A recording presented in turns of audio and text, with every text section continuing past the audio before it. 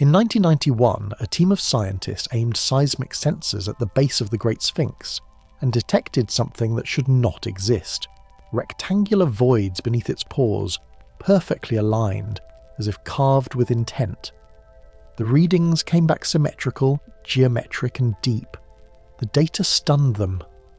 Beneath one of the most studied monuments on Earth, buried under solid limestone, the instruments whispered of hollow spaces shaped like perfect chambers. But the strangest part wasn't the discovery itself. It was that someone had already described it, 6 decades earlier. His name was Edgar Cayce. He claimed a hidden chamber slept below the Sphinx, guarding the memory of a world that vanished beneath the sea.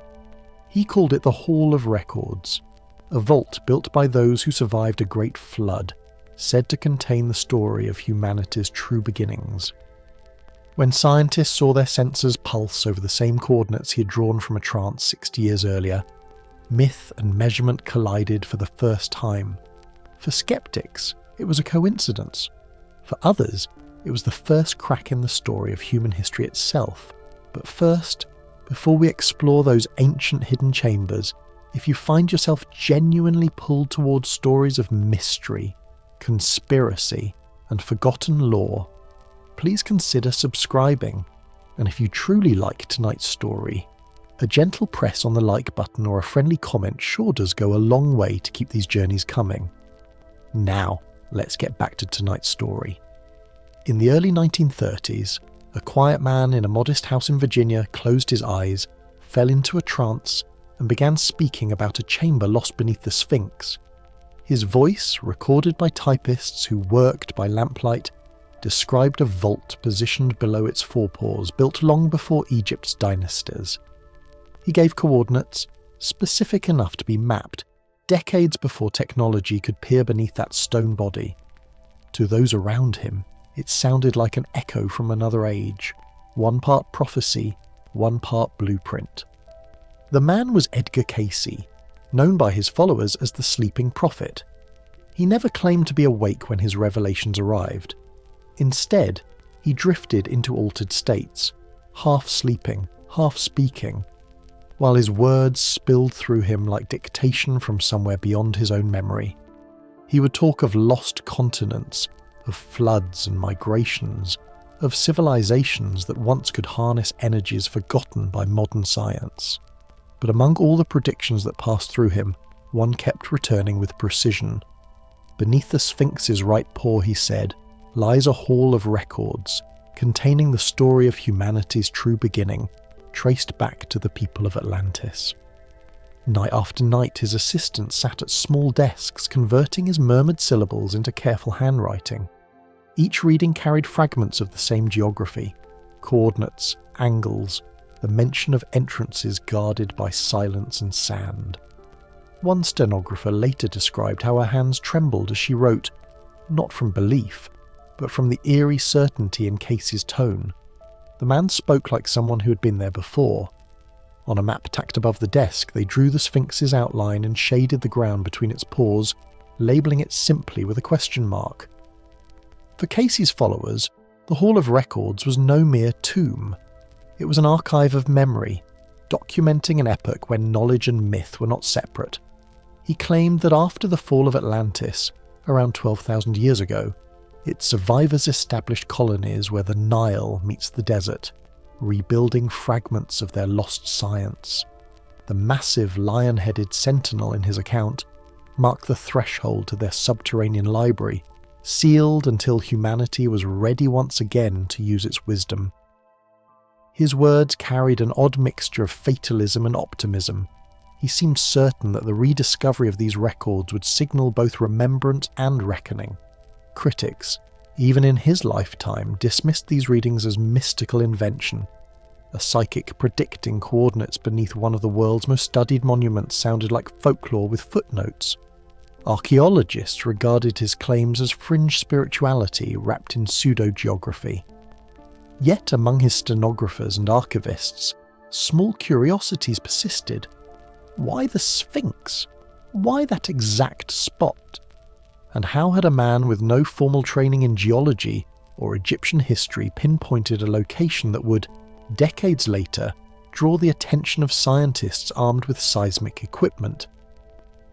By the mid-20th century, the archive of his readings, thousands of pages stored by the Association for Research and Enlightenment, or ARE, became both a curiosity and a seed for future expeditions. Cayce himself had said the chamber would be found in the 1990s, a detail that would age from prophecy to coincidence soon enough. When those years arrived, researchers did indeed sweep ground sensors beneath the Sphinx's forepaws, chasing anomalies that rose from below the sand like faint heartbeats. Most regarded it as a fascinating alignment of storytelling and science, an old prophecy meeting a modern instrument's hum. Inside Cayce's small office, the late-night rituals continued even after his death in 1945. Assistants turned his predictions into index cards stored alphabetically: Atlantis, Egypt, prophecies, Sphinx. They annotated weathered anecdotes about world floods, keeping one eye on his more specific data descriptions. During those years, popular fascination with lost civilizations grew rapidly. Articles about Babylonia, Lemuria, and pyramid power exploded across radio and magazines, blending new technology with ancient awe. The Sphinx, motionless but ever watchful, became the quiet icon of that movement. The description Cayce offered of its age clashed directly with accepted Egyptology. He dated it to around 10,000 BC, an era archaeologists saw as prehistory, long before organised states or formal irrigation. To professionals, the claim broke both timelines and patience. Yet, in his readings, he insisted the monument was older than the pyramids by thousands of years. It was built, he said, by exiles from Atlantis who wanted to leave a signal for those who would forget. That phrasing caught people's imagination because it sounded less like grand myth and more like instruction, a relic meant to be activated one day, rather than merely admired. By the time seismic teams took interest in the early 1990s, that instruction seemed to echo in unexpected places. Geophysicist Thomas Debicki, working with geologist Robert Schoch, directed low-frequency waves through the limestone base of the Sphinx to read density changes underground. What bounced back were clear geometric patterns, rectangular cavities beneath the forepaws. Their findings, presented publicly in 1991, noted shapes too regular to be simple cracks or voids. Though careful with language, Debicki admitted surprise at how symmetrical the anomalies seemed. Such detail sounded faintly like the outlines Cayce had spoken of 6 decades earlier. The ARE, Cayce's old foundation in Virginia Beach, had supported parts of that research financially. For critics, it blurred uncomfortable borders, science entangled with faith. How objective could data be when funded by those inviting its prophecy to prove itself? Yet, others saw the partnership as poetic symmetry, like two worlds meeting halfway, one sending vibrations through stone, the other through trance. Even the scientist privately must have felt the strange tension between their instruments and the history that clung to their sponsors' expectations. Among mainstream Egyptologists, reaction ranged from irritation to unease. Zahi Hawass, who oversaw many excavations around the Sphinx, openly dismissed talk of secret vaults as Western fantasy. He argued that the anomalies could be natural fissures from ancient seismic activity, a mundane explanation shaped like a mystery. Still, some reports claim he authorized brief follow-up investigations, possibly to satisfy curiosity, possibly to keep control over what narrative might form if outsiders continue their search unchecked. The results of those deeper studies were never fully released, ensuring that theories only multiplied in the gaps where information thinned. For Cayce's community, though, the overlap was breathtaking. On the very spot where he'd placed his Hall of Records, the right forepaw, modern sensors located a void roughly 25 feet beneath the surface. Whether chamber, fissure, or coincidence, it was enough to reignite the century-old question: Could knowledge survive in stone, waiting for its rediscovery?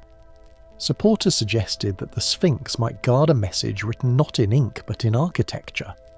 The Hall of Records, as Cayce described it, contained scrolls chronicling the history of Atlantis, its technologies, and the migrations that seeded later cultures.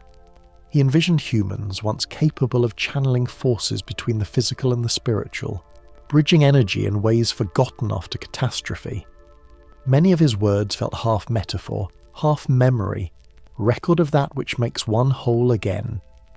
Beneath such phrasing lay a theme that appealed deeply to those alive during turbulent decades. The dream that humanity had once been wiser, more connected, and might one day reunite with that source of understanding. For Egypt's academic community, the claim threatened decades of careful chronology. The 4th Dynasty timeline placed the Sphinx firmly within Pharaoh Khafra's reign, about 2500 BC. Every temple alignment, every quarry mark supported that range. To admit any significant anomaly, even by geological happenstance, invited endless public speculation. In cafes from Cairo to London, these small details metastasized into larger debates. Could the world's most famous statue sit atop something older than its own civilization? The question refused to stay confined within scientific journals. It leapt to documentaries, talk shows, and late-night radio. Inside ARE headquarters, archivists watched this unfold with quiet satisfaction. Some had once transcribed the coordinates themselves. The handwriting on those yellowing pages recorded latitude and placement as if they were mundane facts, never imagining they might later mirror a scientist's notation. One can picture them in the 1940s, stacks of carbon paper, lamps burning low, writing phrases that would, decades later, flicker to life on a seismic graph. The rhythm of pencil on paper, the faint hum of the typewriter return bar, layers of human persistence, recording what they could not prove. Still, the boundary between coincidence and revelation remains unsteady. Critics counter that a psychic recording vague coordinates near one of history's most excavated sites is bound to overlap with someone's future dig. Probability, not prophecy they say, explains the pattern. Yet, as with so many ancient enigmas, numbers alone don't dissolve fascination. People sense something deliberate in how time folds these parallels together. A reading in Virginia becomes an echo in limestone. A location once whispered in trance becomes a blip on a monitor. By 1993, an NBC documentary titled The Mystery of the Sphinx carried these findings to the public. Narration blended geological observations with mythic overtones, freely weaving Cayce's predictions into the scientific storyline. Viewers were left contemplating whether this marriage of faith and frequency hinted at hidden truth or clever television. But for those already steeped in Cayce's lore, it felt like vindication, a signal rising where words once lay dormant. The Hall of Records, in mythic terms, represents more than buried architecture.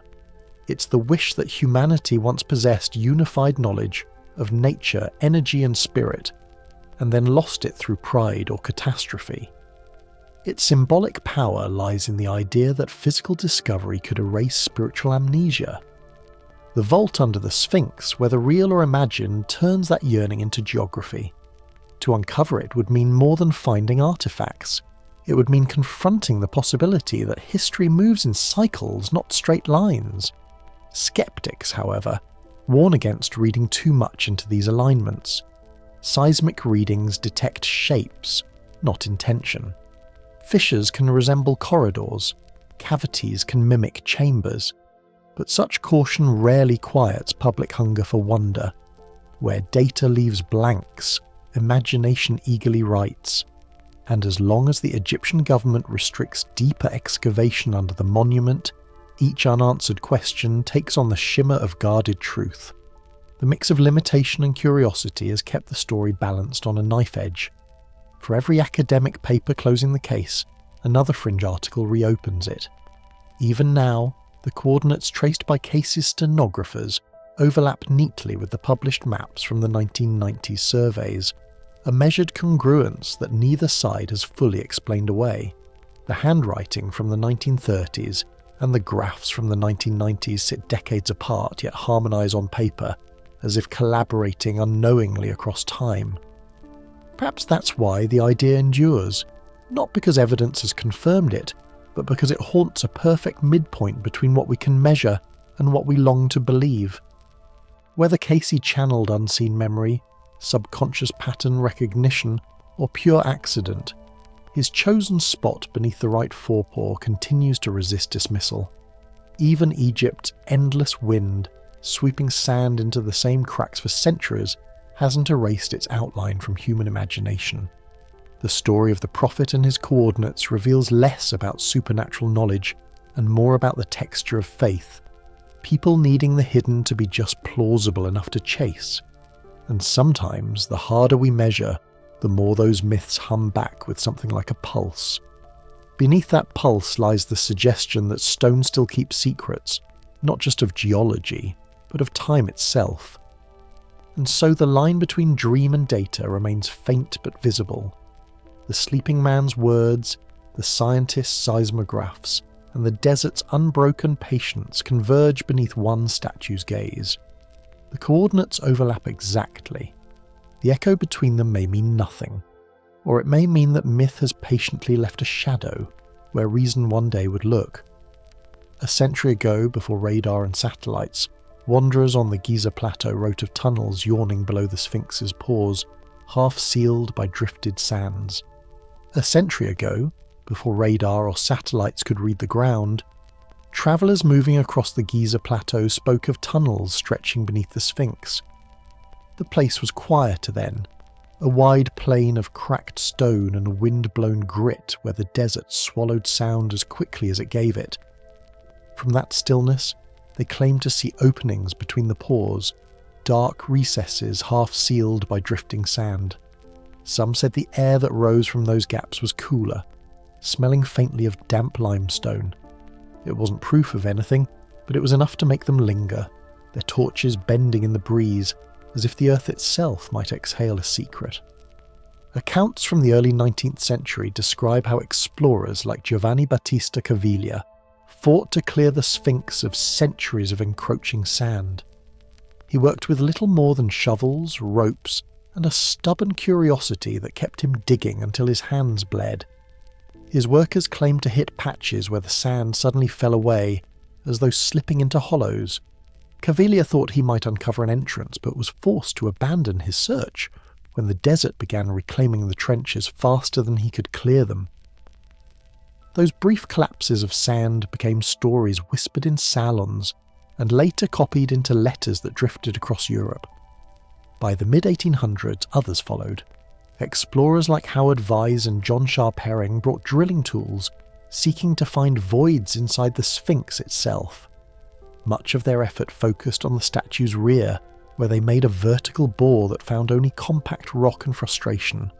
Yet, as reports spread, entire maps began to appear in journals and sketchbooks showing dotted lines that trailed away under the monument's paws toward the plateau's heart. The sketches looked like veins, or perhaps the memory of passageways worn down by water long gone. Even when the evidence failed to prove anything real, the image of a buried labyrinth refused to fade. Travellers from Napoleon's scientific expedition at the start of the century had recorded similar whispers. Among their papers were notations of small fissures and damp-streaked clefts at the Sphinx's base. Some of their artists drew what they believed to be door outlines under the colossal stone chest, shaded in ink so faint it seemed more suggestion than structure. None of them could confirm whether those lines led deeper, but the images circulated among antiquarians who took them as inspiration. Before long, the idea of tunnels beneath the Sphinx had become a quiet obsession, one shared in coffee houses, libraries, and private lectures by men who fancied themselves guardians of buried truth. The fascination was not a modern one. Long before Europeans arrived with notebooks and spades, Herodotus had written of a labyrinth said to lie beneath Giza, an underworld of chambers that mirrored the heavens. Later chroniclers like Iamblichus added fragments to the tale, writing of galleries leading from the Sphinx to the Great Pyramid. Still others insisted these corridors sheltered scrolls and star charts from earlier ages. To the ancient mind, the desert was not absence but concealment. It preserved rather than erased. So even as centuries passed, the conviction that something intentional lay below the Sphinx never entirely died. A Roman account by Pliny the Elder repeated local beliefs that the monument was hollow, perhaps holding a tomb. Later, Islamic writers described secret chambers cut deep into the limestone, linked by flooded shafts. Those claims folded into the background of superstition that surrounded the place. When European explorers began rediscovering Egypt's ruins, they did so under the influence of those older texts, using myth almost as a guidebook. Each new sketch or excavation promised to align rumour with evidence, though the two rarely met cleanly. The work of Caviglia, Mariette, and eventually Maspero in the 19th century turned excavation into spectacle. Teams toiled in the heat, clearing tons of sand from around the colossal head and shoulders. They climbed scaffolding and descended into narrow pits, their lamps leaving soot against the walls. One account describes a worker pressing his ear to the stone and hearing an echo when his companion struck the surface farther off.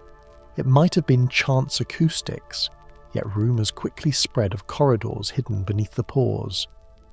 When Mariette later reported that portions of the bedrock rang hollow, the suggestion clung to his name even after he dismissed it in official correspondence. Conditions around the Sphinx were brutal. Sandstorms returned overnight, erasing entire weeks of labour. Workers complained that the air inside the trenches smelled of wet chalk and rot, a sign that moisture was trapped somewhere within the rock. Many believed they were opening ground untouched since the monument's creation. At dusk, when the light turned copper red, the shadows stretched across the body of the Sphinx like bands on a sleeping cat. The men spoke softly, aware that every sound seemed amplified by the stillness. In that atmosphere, it was easy for empty fissures to become imagined thresholds. As the 19th century unfolded, maps of Giza began to include dotted zones labelled unverified chamber or possible passage. Each new cartographer copied elements from the last, and so the myth gained contour through repetition. Even so, official archives grew quieter. Archaeology shifted focus toward chronology, dating the dynasties, cataloguing artifacts, classifying tombs, while stories of tunnels were quietly left out of professional papers. By the time photography replaced sketchwork, few admitted to believing in secret caverns. Yet local guides, repeating what they had heard for generations, continued to point toward the Sphinx's pores and say, "There is a door." The French engineers rumoured to have found such a doorway in the 1830s only deepened the intrigue. Their names flicker between travel diaries like ghosts. Some accounts claim they were ordered to seal what they found and keep it quiet for reasons of security or fear of collapse. No report survives to confirm it, but disappearance can itself become evidence in the language of mystery. People filled in the blanks as they always do, imagining a chamber too dangerous or too sacred to expose. The absence of data only made the story stronger. Mariette's later attempts to drain and clear the base brought progress but not resolution. He discovered fragments of what might have been ancient retaining walls, suggesting that the Sphinx lay in a quarry later converted into a sacred enclosure. If true, that meant hollow spaces were likely cut as working tunnels or tool pits long before the sculpture took form. Yet that practical explanation never captured public imagination. It is less thrilling to think of storage corridors than libraries from Atlantis. So when those excavations ended in silence, popular fascination began to outgrow scientific caution. Meanwhile, in Europe, the notion of underground archives found fertile ground among spiritualists. They borrowed from Cayce's later prophecies, but drew inspiration from earlier travellers who hinted at hidden repositories. By blending the old chronicles with fresh whispers, they built a composite legend, the idea of a hall of records resting under the lion's body, containing knowledge from a time before Egypt. That belief, though speculative, circulated through magazines and fringe societies. If the Sphinx had guarded wisdom once, perhaps it still did. People wanted that mystery to outlive verification. Through these years of excavation and rumour, the human texture of the story remains the same. Men lowering oil lamps into cracks, hieroglyph-covered shards pulled from damp hollows, the scrape of metal tools meeting unexpected air. You can almost hear the low chatter of diggers debating whether the hollow was natural or built. Their doubts, preserved in field notes and half-buried reports, feel more tangible than any myth. They remind us that every discovery, even a mistaken one, begins with patience in front of stubborn stone. Official archaeology grew more guarded in the early 20th century.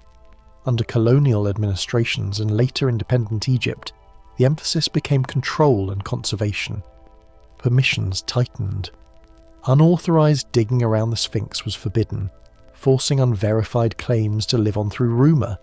Yet those limits also created a vacuum that speculation eagerly filled. When scientists could no longer probe freely, mystics filled the silence. The result was a narrative running parallel to documented history, one built on anticipation, where belief expanded to fill every gap the evidence left uncharted. Even today, some of those early sketches are stored quietly in European archives, dust-heavy pages showing faint outlines of something below the pores. Whether those lines depict shadow or space is impossible to say. What matters is their persistence. Every generation seems to redraw them, translating the same hope into new technology. For the wanderers of the 19th century, it was a shovel and torch. For later researchers, it would be seismic sensors and computer maps. The question, however, remained unchanged. What does the Sphinx hide beneath its immutable face? That continuity gives the myth a kind of heartbeat. From Greek historians to French engineers, from Bedouin guides to modern geologists, each group has contributed a layer. The patterns repeat: discovery, suppression, rediscovery. Some saw sealed doorways, others only cracks. Between those extremes lies a long stretch of possibility, the space where legend anchors reality. And perhaps that is why the story endures, because no one, not even the most precise instrument, has yet erased the faint promise that something might wait below. As the years passed, the idea of those ancient tunnels began to converge with developing science. The same coordinates once mapped by torchlight would later be revisited by technologists armed with seismic probes. Their instruments spoke in pulses instead of echoes, but the curiosity was identical. Each reading sought to replace rumour with resonance, to find in numbers what explorers once sought in shadow. It was a continuation rather than a correction, one story layering quietly over another in the same sand. When the 20th century finally brought machines capable of looking below without digging, the myth gained a new kind of audience. People began comparing those early sketches to modern data, noting coincidences between the suspected hollows and later anomalies. Whether meaningful or not, the overlap gave weight to whispers once dismissed. In this sense, the 19th century adventurers did more than speculate. They charted a direction for inquiry long before the technology existed to confirm or deny it. Their maps became the rough outlines of a prophecy waiting for proof. The explorers didn't know that a century later, researchers with ground-penetrating devices would target nearly the same points, and find, to their surprise, readings that refused to behave like solid stone. Even now, scholars debate whether those old accounts were accidents of erosion, or intuition sharpened by chance. But something lingers in the record, the impression that both myth and measurement trace the same hidden route. The Sphinx, patient as ever, offers no clarification. Its paws rest on the same ground those wanderers once tore into, and the sealed spaces, if they exist, have kept their appointment with secrecy. Yet there's a symmetry in that. The earliest glimpses through the sand, the smell of damp rock rising, the echo beneath a worker's feet, all these fragments formed the outline of a mystery that still refuses to fade. those first narrow passages, half seen and quickly lost, were the beginning of a map written in story. That map, drawn by hand and revised in dreams, would later align with readings from machines that never touched the stone. Through coincidence or design, the coordinates matched, and so the myth of the Sphinx's hidden chambers didn't vanish. It prepared the way for science to rediscover wonder. The old torchlight, it seems, had already marked where the seismograph would one day listen. In 1991, the desert shook softly with soundless pulses, low waves rippling through stone, too gentle to disturb a single grain of sand. The Great Sphinx stood unmoved, its eyes half eroded and ancient as weather itself. Around its pores, cables snaked towards small metal boxes that fed into headsets and glowing dials. The air shimmered with heat, though beneath it ran another current, one that didn't belong to wind or sun, but to a pulse stitch deep in the bedrock. Inside a steel van stationed nearby, a technician rested his headphones over one ear and waited for the next echo to arrive. It came not as a bang or a rumble, but as a faint change in tone. He marked a notch on clear acetate film, tracing peaks that rose like the corners of a buried door. The frequency slipped through a narrow band of limestone and returned slightly delayed, just enough to say something hollow might be there. Each mark became a coordinate, each wave a possible outline. In the dim light, his pen hesitated as another line flattened unexpectedly, forming a perfect rectangle beneath the Sphinx's forepaws. Too neat to be a crack, too isolated to be random layering. He wrote a note beside it, small and undecided. Cavity? The project had begun quietly, with permission for what officials called soil stability surveys. The equipment looked harmless, designed to measure density variations that might threaten monuments with unseen subsidence. The geophysicists came armed with low-frequency acoustic sensors and ground-penetrating transducers, slipping them into prefabricated slots cut near the base. Their plan was simple: send inaudible sound waves into the rock, time the rebounds, and translate each echo into a contour map showing what lay below. The waves travelled in pulses, some short as heartbeats, others stretched to 10 seconds, painting a subterranean picture by degrees of tone rather than light. The early test grids showed fluctuations typical of layered limestone, compressions, pockets, and old fissures that had hardened centuries ago. But farther beneath the front pores, two returns came back louder than expected, not diffused or ragged like natural gaps. The energy reflected sharply, as if it had struck a wall plane. When the technicians adjusted frequency, alternating between 25 and 75 Hz, the forms gained shape, one roughly rectangular, another smaller yet symmetric, both extending east to west. At an estimated depth of 30 feet, the voids ran parallel to each other with alignment precise enough to disturb even cautious scientists. Not everyone on site agreed on what that meant. One of the Egyptian geological surveyors leaned against the equipment van and said simply, "The rock here sometimes plays tricks." He had watched machines like this run before, across temple platforms and ancient quarries. Air pockets, he said, density shifts from salt veins. The American engineers nodded, polite but unswayed. They didn't often see faults bind themselves in 90-degree corners beneath a monument carved from a single ridge of stone. In private, they marked their logs with faint asterisks, small superstitions of science. The collaboration itself sat at an uneasy border. Half the funding had come from the Association for Research and Enlightenment, a Virginia-based group devoted to Edgar Cayce's prophecies about the Hall of Records. The rest was covered by scientists affiliated with State University of New York and a few Egyptian geophysicists interested in applied seismic mapping. This mixture of faith and academia created more friction than anyone admitted aloud. During fieldwork, the word Atlantis was never used, though it hung in the dry heat like static. At night, some of the technicians walked to a tea stall near the Plateau Road, careful to speak softly among the local guards who kept watch after tourists. By morning, film plots lay scattered across the instrument table. Pencil ticks and faint pen marks showed subsurface profiles. Most read as expected surface refraction, a few didn't. The technician, his glasses slipping down his nose, pointed to one chart where the wave path bent back on itself, forming a neat loop. He knew the rules of the discipline.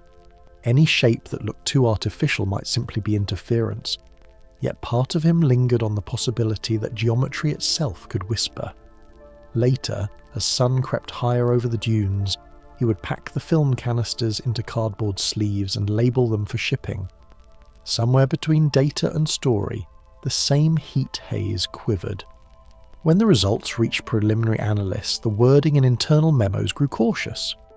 Anomalies of rectangular form, one summary read, denser than expected margins. Public press statements, however, condensed it to inhomogeneities consistent with natural fissuring. The language of science often served as camouflage. The same data could stand on two legs depending on who looked. To the international sponsors and mystic adherents, the rectangular reflections meant chambers, rooms sealed long before dynastic Egypt. To archaeology officials wary of outside claims, they were mere lesson plans for geology students. Every phrasing carried political weight, and caution became its own dialect. Supporters suggested that one chamber might connect inward toward the Sphinx temple, via a corridor carved along a slight incline. The symmetry of readings on both sides hinted at a linking passage. Some even proposed it as an ancient floodway or ceremonial entry sealed during restoration phases in antiquity. Critics countered that any such shape could owe itself to fault compression and travertine deposits that formed straight-edged patterns. In truth, the evidence sat closer to pattern than certainty, rectangular signals in the dark whose resolution stopped just short of clarity. Behind the instruments, humans kept their own rhythm. The team leader, bearded and pale from the desert sun, wrote notes beneath a weak desk lamp. The paper smelled faintly of dust and plastic film. On one sheet he sketched a simple map, 2 cavities, an arrow direction leading toward the temple enclosure. The drawing looked more architectural than geological. He paused, wondering how much meaning could hide in a frequency echo and whether imagination had amplified it. A soft cough came from the guard outside. The workday was over.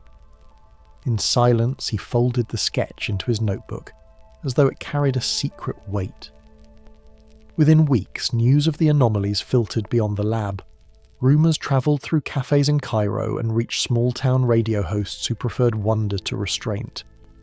Hidden rooms discovered beneath the Sphinx, headlines murmured.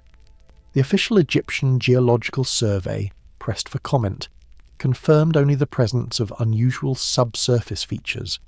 That single phrase echoed louder than any instrument pulse. Scientists who had carefully neutral intent found themselves labelled the Atlantis team. One even received warning letters advising against unpermitted excavation. Information, it seemed, obeyed politics faster than physics. Yet fragments of those results slipped quietly into later academic abstracts. Data tables omitted direct references to chambers, but preserved measurements. Depth around 10 metres, estimated width 3 to 5. A few Egyptian staff privately admitted the readings were too geometric for comfort. That quiet statement would never appear in journals, but circulated among geologists like a shared rumour, the kind that surfaces only over coffee after conferences. Every discipline keeps its ghost stories, and this became one of them. The anomaly maps, drawn across transparent film, remained stored in climate-controlled archives, linked to both American and Egyptian partners. Inside those translucent sheets, the empty spaces looked almost living, like X-rays of thought caught under the lionstone frame. One geophysicist described how, when holding the film up to light, he could see the symmetry align eerily with the structure's chest and forepaws. He didn't publish that observation, not because it was unverifiable, but because it sounded too dreamlike for data. The field respects evidence but seldom knows what to do with poetry. By the close of field season, the desert regained its quiet rhythm. Wind passed over the plateau, slipping between the Sphinx's damaged features. The excavation pits were filled, leaving only the faint outline of equipment tracks fading into sand. Tourists resumed their photographs, unaware that beneath the pores lay lines on film suggesting a grid no one could dig down to see. The technicians boarded flights home with dust still clinging to their boots. The data, boxed and labelled, began its slower journey through layers of review that few outside the project would ever read. Late that year, during a private presentation to Egyptian officials, a summarised set of scans was projected onto a white wall. Lines of brighter tone showed concentrated echoes, solid here, hollow there. The attending director raised a brow but said little. It was enough that the presentation ended without commitment. No excavation followed.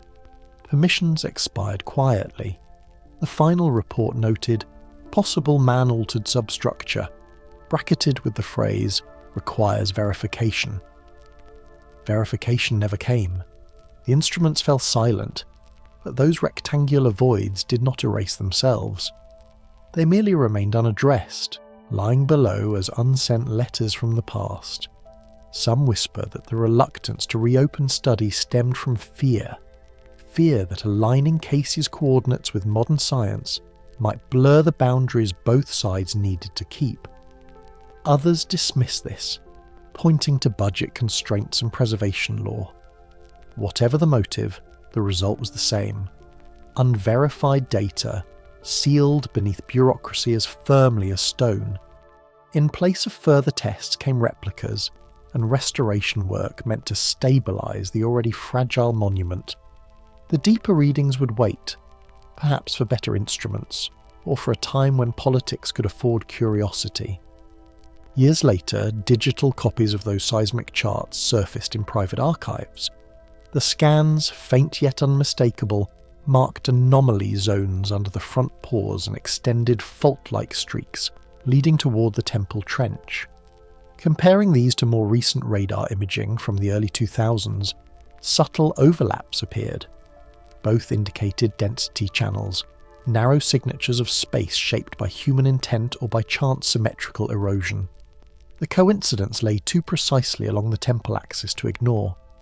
Some engineers found the alignment particularly striking, a quiet echo of architectural foresight that shouldn't exist in random geology. In the quiet hours of their laboratories, a few researchers replayed the old sound files captured beside the Sphinx. The recordings were mostly white noise punctuated by faint reverberations. Still, one could almost hear rhythm beneath randomness. Listening to that static, they heard not proof, but potential, an architectural breath waiting in the limestone. For them, the monument no longer felt like dead rock, but a living archive translating through frequency. The legend of the Hall of Records, once dismissed as prophecy alone, now had coordinates named by physics itself. The next step should have been simple: return, verify, excavate. Yet the more measurements approached that point of certainty, the more politics stirred. Heritage ministries hesitated, protective charters tightened, and joint projects dissolved in paperwork. To this day, the anomalies remain officially unexplored. Beneath the official reports lies a thin trace of denial mixed with restraint. The desert still carries that low hum at night, the same resonance that moved through the instruments 3 decades ago. It is faint but steady, like a heart just beneath stone, indifferent to permission, waiting only for another pulse of sound to find it again. But what happened to those results once politics awakened? When the data reached Cairo, it stopped moving. Boxes of charts and reels were brought into the Ministry of Antiquities just after the morning call to prayer faded over the rooftops. Inside, the corridors breathed a kind of bureaucratic heat. Paper, dust, perfume and sweat, mixing with the faint scent of limestone clinging to field equipment. A clerk logged the arrival, stamped the import forms, and carried the documents through an unmarked door behind an archway. By evening, the paper trail had already begun to vanish. The survey team who delivered their findings never received a receipt, only an assurance that a review would happen very soon. In 1993, Egypt's Supreme Council of Antiquities held every excavator's future between its signature lines. Under Zahi Hawass, the office controlled not just digging rights, but also data release and film permission. The seismic readings from the base of the Sphinx arrived with academic endorsements attached, yet still carried a faint odour of controversy from their American sponsors. The files included cross-sectional maps showing geometric voids beneath the forepaws, each labelled cautiously as potential low-density anomalies. Getting them cleared meant getting each label blessed by committee seals. Weeks went by without word, then months. While outside the ministry gates, the desert resumed its steady hush. Some accounts speak of the moment an internal memo circulated instructing that no reports concerning chambers or tunnels are to be released without central approval. Heritage protection was the official reason. Security, perhaps another.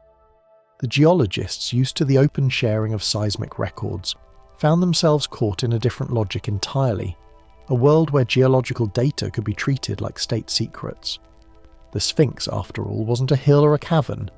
It was a national symbol, and national symbols could not be tampered with lightly. An American researcher, his name slips between sources, spent a week waiting for signatures that never came. Each day he sat in a courtyard that smelled faintly of diesel and hibiscus, his ironed shirt growing salt rings in the noon glare. The reels inside his briefcase carried echoes from the plateau, reflections of pulses fired deep into the bedrock only weeks earlier.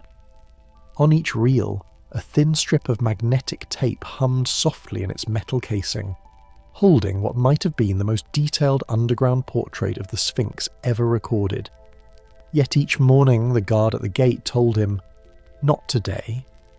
Inside that same compound, decisions were being shaped by competing pressures. Egypt's archaeological authority had always walked the line between scholarship and politics, weighing foreign access against nationalist stewardship. Hawass, at that time both gatekeeper and showman, publicly championed Egypt's narrative of continuity. Pharaohs to nationhood, sand to sovereignty. To him, a rumour of secret vaults built before Egypt's own dynasties wasn't just bad science, it risked becoming bad diplomacy. When journalists called for comment, his official reply was simple: no chambers confirmed. Yet among researchers, another phrase began to circulate: unexplained subsurface features. According to a few who saw early summaries, portions of the seismic data hinted at rectangular echoes too sharp to be dismissed as faults. The leaked abstracts described zones of symmetry, oriented exactly beneath the front left paw, extending toward the body's centerline. Their depth matched the predicted location of the so-called Hall of Records from Cayce's trance readings decades earlier, a coincidence nearly impossible to ignore. If nature made those shapes, she had done so with a suspicious sense of geometry. Still, without excavation rights, evidence could go no further. Subsequent proposals referencing localized hollow structures were swiftly rejected for endangering the Sphinx's foundation. Publicly, Hawass maintained that nothing unusual rested beneath the monument. Privately, he may have been less certain. Some archives mention a brief midnight inspection with a radar unit borrowed from the military. Afterward, permits for all foreign-led surveys were suspended. The record falls silent there, leaving only the question of what the radar had seen, or hadn't. The following year brought an NBC television special portraying the seismic discovery as proof of ancient secrets. For Cairo's authorities, it was an embarrassment. Egypt's cooperation had been negotiated for science, not spectacle, and now journalists framed the anomaly as a doorway to Atlantis. To restore control of the story, Hawass revoked several standing permits, accusing the film crew of exaggeration. The same week, crates containing uncleaned rock samples were ordered shipped back to customs until further notice. Within academic circles, the episode served as a warning. Flirt too closely with the mystical fringe, and your credentials might not survive to the next grant cycle. Peer pressure did the rest. Anthropologists and geologists alike knew that careers could dry out faster than desert clay. To question the official timeline of the Sphinx risked labels like pseudoscience or speculative archaeology. Such terms carried weight at international conferences, where publication records determined not only reputation but livelihood.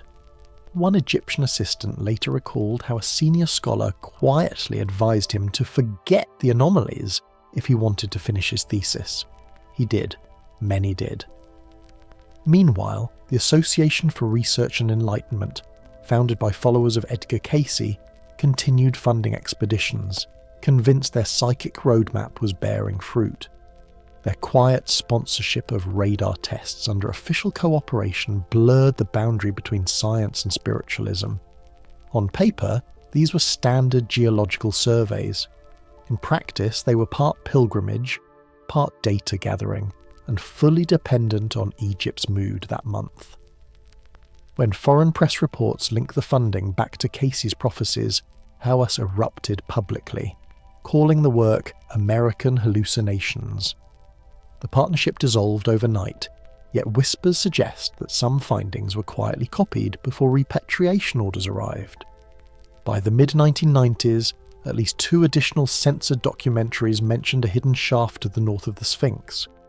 One claimed to show Hawass himself climbing into a narrow tunnel lined with blocks smoother than natural limestone. The footage was never released. Producers hinted that legal threats had frozen distribution. No one could confirm whether the film reel still existed. This pattern, brief discovery followed by bureaucratic blackout, became almost rhythmic, a choreography of near revelation. In academic journals, every mention of the Sphinx's voids was stripped down to technical understatement. Localized heterogeneities consistent with natural cavities, one line read. The wording concealed more than it revealed. Outside peer-reviewed pages, Cairo cafes buzzed with rumours. Some said the data showed steps carved into the bedrock. Others swore it revealed chambers flooded long ago and refilled with sand. None could show proof. What remained was the silence, an absence thick enough to invite its own mythology. Those close to the surveys noted a peculiar shift. Once the data became controversial, conversations turned from geology to loyalty. Prospective collaborators were asked informal questions about past writings, funding sources, or spiritual beliefs. A single mention of Atlantis could end negotiations before they began. The Sphinx, always a creature of riddles, now carried a political one: how to study an object of faith without becoming part of a faith yourself.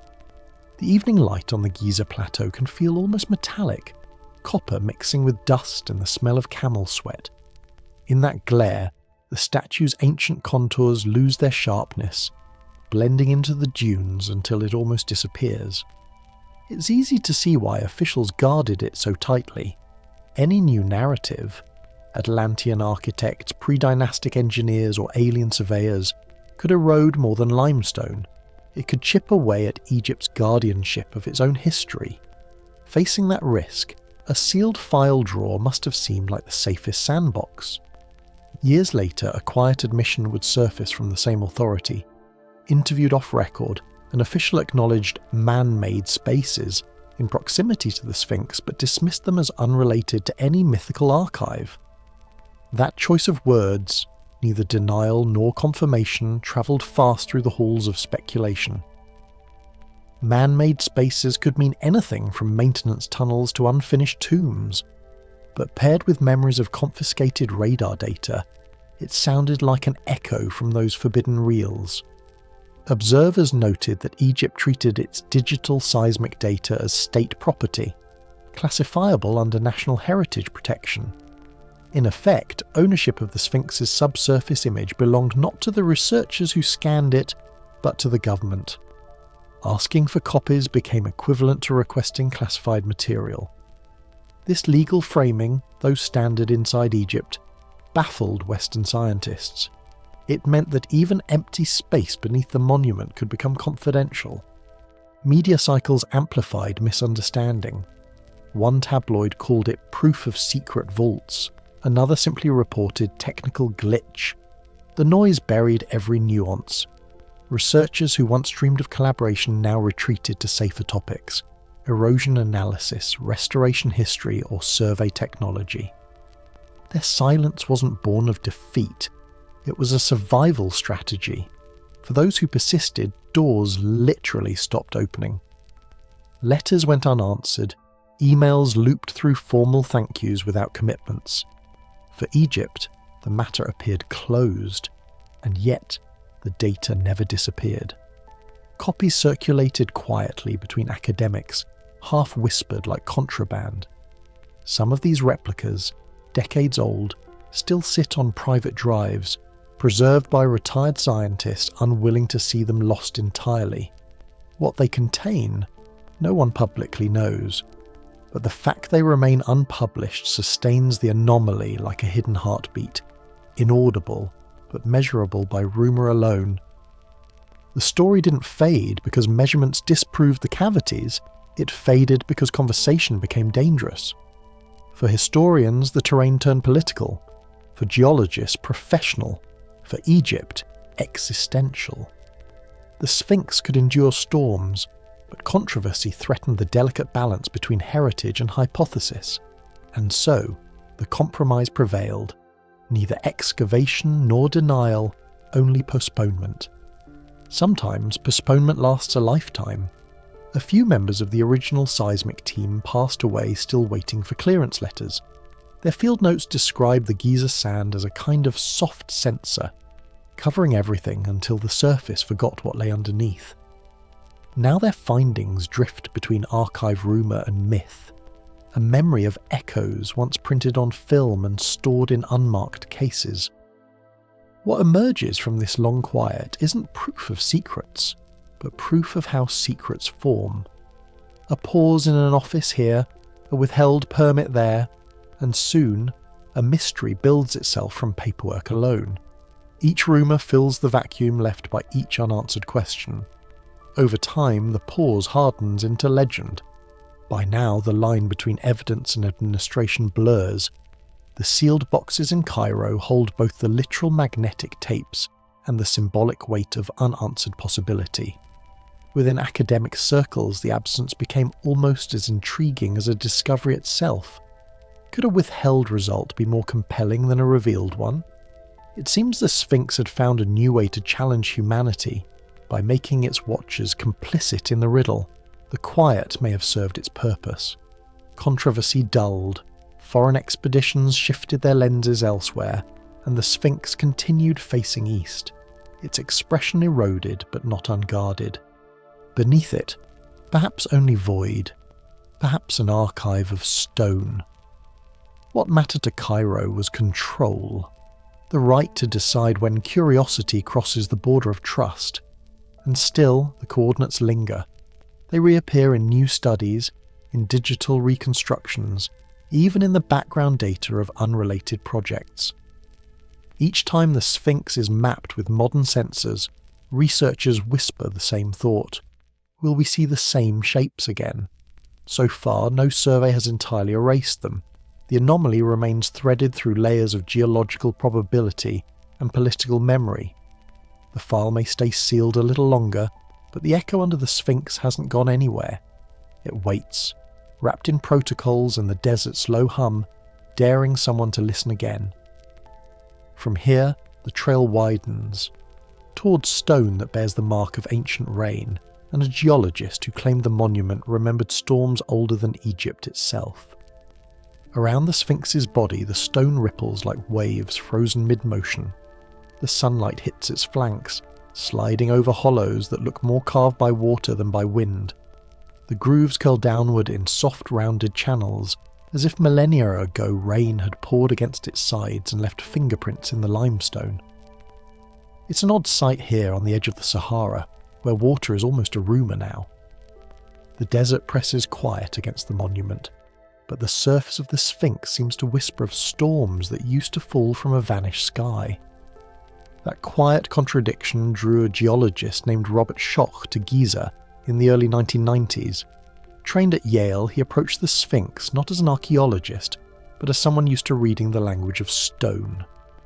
Examining its enclosure, those tall, uneven walls where the monument's massive body was carved directly from the bedrock, he noticed that the patterns on the rock didn't match the desert's typical scars. Instead of crisp, horizontal wear shaped by blowing sand, many sections had deep vertical channels and rounded edges, the signature of running water. The clues were subtle, faint curves in a surface that time had already blurred, but they spoke with the calm certainty of geology. Schoch followed those lines down the carved walls, murmuring over datasets and photos taken from every angle. When he cross-checked the patterns with known processes, one conclusion stood out. Rain. Not a drizzle, not desert humidity, but long-term saturating rainfall, the kind that reshapes stone. The issue was not whether rain could have done it, but when such rain had last touched this ground. The Sahara, according to climate records, had not seen sustained wet years in several thousand years. The Sphinx, then dated to Pharaoh Khafre around 2500 BCE, should have stood in near total aridity for nearly all of its life, yet the rock looked older, worn by a climate that predated the desert itself. His idea wasn't simple revision, it was an invitation to rethink an entire era. Schoch aligned the clues with paleoclimatic data showing stretches of heavy rainfall that ended somewhere between 8 and 10,000 years ago near the close of the last ice age. If the weathering was truly caused by rain, the Sphinx, or at least the body around which it was carved, might belong to that wetter epoch. Some found the idea thrilling, others unsettling. A relic that would have stood centuries before the first kings of Egypt raised stone walls or cut hieroglyphs into slabs. Mainstream Egyptologists were quick to respond. They argued that the same patterns could emerge from more ordinary processes: salt crystallization, where groundwater seeps into the stone, soft layers eroding faster than hard ones, or simple wear from countless restoration efforts. They pointed to records of the monument being buried and re-excavated over centuries, cycles that could easily produce differential stress in the limestone. They noted that nearby temples used blocks quarried from the same formation, linking both to Khafre's reign, a connection that still stands as the prevailing view. The stone, they said, doesn't need ancient rainstorms to explain its scars. If the academic debate felt distant, the stone itself felt anything but. Beneath the Sphinx's flank, when bent close enough, the texture changes from smooth dust to pitted channels. The scent of the rock carries a faint tang of minerals, the smell of fossils that once slept in seawater. Under the fingers of field geologists, those curves soften like eroded riverbeds. They brush away wind-blown grit and trace parallel lines upward to the chest of the statue, where the grooves end abruptly at a restoration seam. To them, it's not just data. It's a conversation with time, one syllable at a time. Supporting clues appeared beyond Giza. Schoch compared the Sphinx's enclosure walls with natural formations known to have been weathered by rainfall. The rounded cliffs of the southwestern United States, certain ancient outcrops in Africa and the Near East. The resemblance wasn't perfect, but the overall pattern fit. The vertical fluting, the scalloped edges, the absence of sharp, angular breakage, all spoke of water movement across soft stone. His photographs lined up next to those of sites shaped by ancient rain, and the reflection was uncanny enough to sustain the theory. Critics countered that water erosion alone could not explain everything. The western wall of the Sphinx's enclosure, for instance, showed noticeably less damage than the eastern and southern sides. To them, that uneven wear suggested differences in rock quality or protection during burial, not age. A few pointed out that the monument's core layers vary in hardness, meaning some erode quickly while others resist. Over thousands of years, such variation could mimic the very pattern Schoch described. Limestone is capricious like that. What looks ancient can sometimes be recent chemistry at work. Still, climate records weigh heavily. Core samples from the Nile Valley and beyond reveal that intense seasonal rain once swept across this region, on and off, until roughly 5000 BCE. Between 10 and 8,000 years before present, much of North Africa was green savanna dotted with lakes. To attribute the Sphinx's features to that humid epoch would mean accepting that colossal architecture, or at least advanced quarrying, existed here long before the dynastic timeline allows. The thought unsettled established chronology in the same way water unsettles dry soil. At the heart of the disagreement lies a question of evidence versus narrative. Archaeologists hold an unbroken thread of cultural continuity, linking Khafra to the Sphinx, the nearby temples built from its surrounding stone blocks, the stylistic matches and artifacts bearing the 4th dynasty mark. Schoch's geology offered a separate thread that tugged earlier into prehistory. Both threads seem to attach firmly to their own anchors. The tension between them hums quietly every time rain clouds drift over Giza and pass without a drop. There's a tactile reality to this argument that photographs rarely show. During field campaigns in the 1990s, geologists often worked crouched at odd angles in the narrow enclosure, the air dense with heat. Some knelt for hours, following a single groove with calloused fingers. They noted where grains of quartz had been rounded by dissolution instead of sandblasting. They muttered over layer transitions, chalked boundaries, sketched profiles. At dusk, the stone cooled under their touch, rough at first, then faintly damp from condensation, an echo of the moisture that may have shaped it long ago. One of those late evenings, Schoch wrote about how certain sections along the body curved inward gently, as if polished by runoff rather than scraped by wind. He described his surprise that these forms existed even below areas known to have been buried under desert sands for centuries. If true, such subsurface weathering had to predate the burial, meaning the sculpted walls had felt rain before they were ever hidden.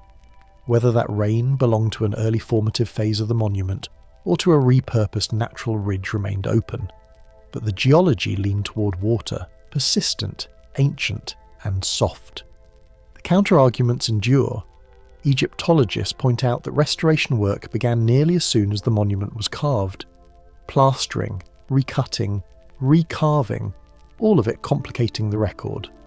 Salt crystallization, they remind us, can split limestone through internal pressure, forming channels remarkably similar to those caused by dripping water. Measurements done on nearby structures, built from the same bedrock, show matching degradation levels, suggesting uniform weathering within the span of the Pharaonic period. No floods needed, just chemistry and time. Yet the stone's quiet persuasion still lingers. If you walk the enclosure floor today, the scars differ from wall to wall, but each curve leads back to a single impression, that the monument has known a climate unthinkable for its supposed age. The erosional scrolls wrap around its body like signatures of vanished rain. High above, the Sphinx's face, recarved and patched, feels almost new by comparison, a mask placed over an older skeleton. Supporters of Schoch's view call this difference the telltale mark of a restoration culture, later dynasties repairing what they revered but did not understand. The rest of the geological record deepens that sense of age. Nearby depressions on the Giza plateau show similar rounded wear patterns, though less pronounced. Outcrops farther south hold traces of runoff channels from the same epoch when Egypt was part of a lush savanna. These parallels do not prove anything outright, but they add weight to the feeling that Giza's foundation stones belong to a world wetter than ours. Some researchers outside traditional Egyptology quietly use this evidence to argue for cycles of civilization rising and falling with climate, each leaving fragments behind. Whether that suggestion points to humanity's forgotten chapter, or simply to geological patience, is an open question. When Schoch's results were first presented, they unsettled conference rooms more than deserts. The idea that such precision carving could predate recorded history by millennia hinted at lost technologies, or at least lost communities capable of engineering on a vast scale. Critics dismissed this leap as romantic speculation, insisting that geology cannot rewrite civilization's timeline. Still, in public imagination, the argument took on a life of its own. The Sphinx became more than an ancient guardian, It became a witness, possibly from an age before the written word, before kingship, before sand replaced grass. Even within sober debate, one fact feels inescapable. Weather leaves signatures that are difficult to fake. Rainwater, seeping and pooling, undercut stone differently than sand abrasion or wind gusts. In the Sphinx enclosure, those marks appear with stubborn regularity. The opposing voices explain them through chemical erosion and human repair, but every explanation carries its own gaps. Salt can pit rock, but not usually in deep vertical ribbons. Wind cuts sideways, not down. The Sphinx's scars seem to ignore the logic of their environment. Tonight the monument sleeps under a hard moon, a sculpture shaped by absence. The air is dry enough to crack skin, yet its flanks retain the memory of flow. Perhaps that contradiction explains why the hypothesis endures, because it asks not only what happened, but when the desert began to forget the rain. Whether or not Schoch is correct, his claim forces the question, if the Sphinx once stood in a green world, how many other relics still lie buried beneath dunes that used to be rivers? A soft breeze brushes the plateau, stirring sand against the enclosure walls. The chisel grooves catch a faint shadow, each one a reminder that stone keeps better records than paper. Those ridges, flowing like the ghosts of waterfalls, form a diary written in mineral language. The rock doesn't lie easily. Its surface argues in quiet detail that once, long ago, the Sphinx looked out not over desert, but over grass, water, and storm. It suggests a memory of weather that no pharaoh ever saw. If that reading of age is true, even in part, then the Sphinx is far older than the civilization that claimed it. Older than the Great Pyramid, older than the kings whose faces supposedly mirror its own. Perhaps that is why the monument feels timeless. Its body made in one epoch, its face in another. The argument carved into its walls remains undecided. Yet one thing is certain. The more closely you study the weathering, the more it seems the Sphinx remembers rain. The surface bears stories not of wind, but of water, pressed deep into limestone like a forgotten script. And if its outer skin holds such memory, what of its heart? Beneath those eroded layers may lie older stone still untouched by daylight, rock that predates the last floods, sealed since the dawn of the desert. If the surface speaks of vanished rain, the depths might murmur of what came before it. The question that follows settles softly in the night air, heavier than sand. If the Sphinx truly carries the marks of a forgotten world above, what waits sealed below it? Giza's plateau behaves like a layered machine, temples above, tunnels below, and something unseen connecting the two through corridors cut into bedrock. In the thin morning haze, the stones still carry traces of salt. The ancient drainage lines gleam when the dew gathers, giving the impression of an enormous circuit that once pulsed with motion. Standing at the edge of that complex, it's easy to feel the geometry beneath your feet, even without seeing it. Straight channels running where bedrock should be solid, breaks in symmetry that hint at hands far older than any name we know. Researchers have long noticed how carefully the site structures fit together. The Valley Temple, carved directly from the same limestone as the Sphinx, connects through trenches that vanish underneath the lion-bodied guardian. Nearby shafts drop straight down into the ground, some so narrow that only a camera lowered by rope can reach the water below. The most infamous of these is the Osiris shaft, a vertical descent that ends in a half-flooded chamber cut with stone boxes and bridged walkways, discovered beneath the causeway leading to Khafra's pyramid. Its walls are smooth where they should be rough, as though the builders sculpted the rock to imitate a tunnel instead of simply removing stone. Supporters suggest that this shaft isn't a simple tomb, but part of a more extensive network, a skeleton key to Giza's subterranean design. Its alignment points back toward the Sphinx complex, echoing the same engineering logic seen in the drainage lines that run beneath the temples. You might think of it as the maintenance system of a civilization that treated rock like architecture's bloodstream, circulating air, water, or a ritual procession. Critics counter that these links are coincidence, the natural outcome of carving temples where limestone strata already cracked and fractured.